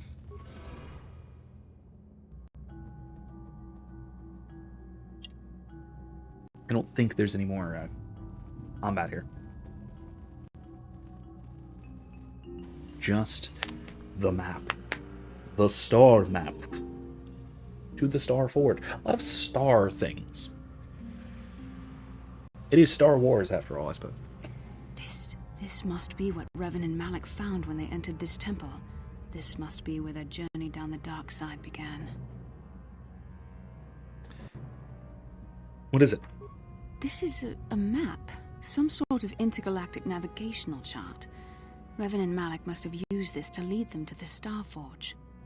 We could use this map to follow their path and find the Star Forge ourselves, but we must be wary. They may have laid traps or concealed what they found. So what is this Star Forge exactly? I don't know, but Revan and Malak were very interested in finding it. It must be a tool of some type, or maybe a weapon. Perhaps the Council can tell us more. But I think this map might be the key to finding the Star Forge, whatever it is. See this world here? This looks like Korriban, a Sith world. And if that's Korriban, then this is Kashyyyk, and Dantooine, and here's Manaan. But there are pieces missing. Incomplete hyperspace coordinates, corrupted data, and there doesn't seem to be anything indicating where the Star Forge itself might be. Perhaps those worlds have more clues. I was thinking that too. This map can't take us to the Star Forge, but I know that Revan and Malak visited Korriban at least once. Perhaps they discovered something more there. They may have found something on each of the other worlds that completed this map. Maybe if we find all the pieces, they'll lead us to the Star Forge, and some way to destroy it. We must inform the Council of what we've discovered. They must decide our next course of action, though I suspect our task has only just begun. Indeed. Alright, let's, Sure. I'll level them up off stream at some point. I think about time we wrap it up for the night, because it is approaching midnight. So, what this means is, next time, we'll finish up a couple of things here on Dantooine. We'll hopefully find those last Mandalorians, and then move on from there. Then, when we move on, though, we're going to talk to the Council, and they are going to send us off to the far reaches of the galaxy, meaning the 4 planets just mentioned. So, Dantooine, Kashyyyk, or Kashyyyk, whatever, Manaan, and Korriban. So, the big decision we have next is which do we go to first? Because I always play this game by filling out my companion roster first, that means we're either going to Tatooine or we're going to Kashyyyk. So, between now and next week, please let me know what you think. Which one you would prefer to see us go to first. Tatooine would be fun because that does have a lot of similarities to some of the things that new canon, Disney canon, has been reappropriating for The Mandalorian, for the Book of Boba Fett, all of that. So that might actually be some interesting stuff. Kashyyyk is its own thing. Interesting thing. Great storyline involving political corruption, corporate espionage, giant monsters on the forest floor, all sorts of things like that. So all of those are options. Both of those are options. Those are our two options, really. So let me know what you think between now and next week. If you enjoyed this, if you had a good time, if I have provided some value to you, whether that is philosophical, whether that is entertainment, whether that is whatever else, I won't hesitate to say, go down to ko-fi.com/Professor McCoy or any of the links down in the description. Feel free to share some of that value back to me that you've gained from this. So I would really appreciate it. Anyway, that's all I have for tonight. Hopefully I will see you all on Thursday night as we continue playing Dragon Age Inquisition, and back here again on Monday as we pick up where we left off playing Star Wars: The Old Republic, Knights of the Old Republic. Also, keep an eye out in the next couple of weeks for some new videos on some new topics, some philosophical topics, like I was mentioning. Anyway, thank you all for joining me once again. I hope you have a wonderful evening. I'll see you next time.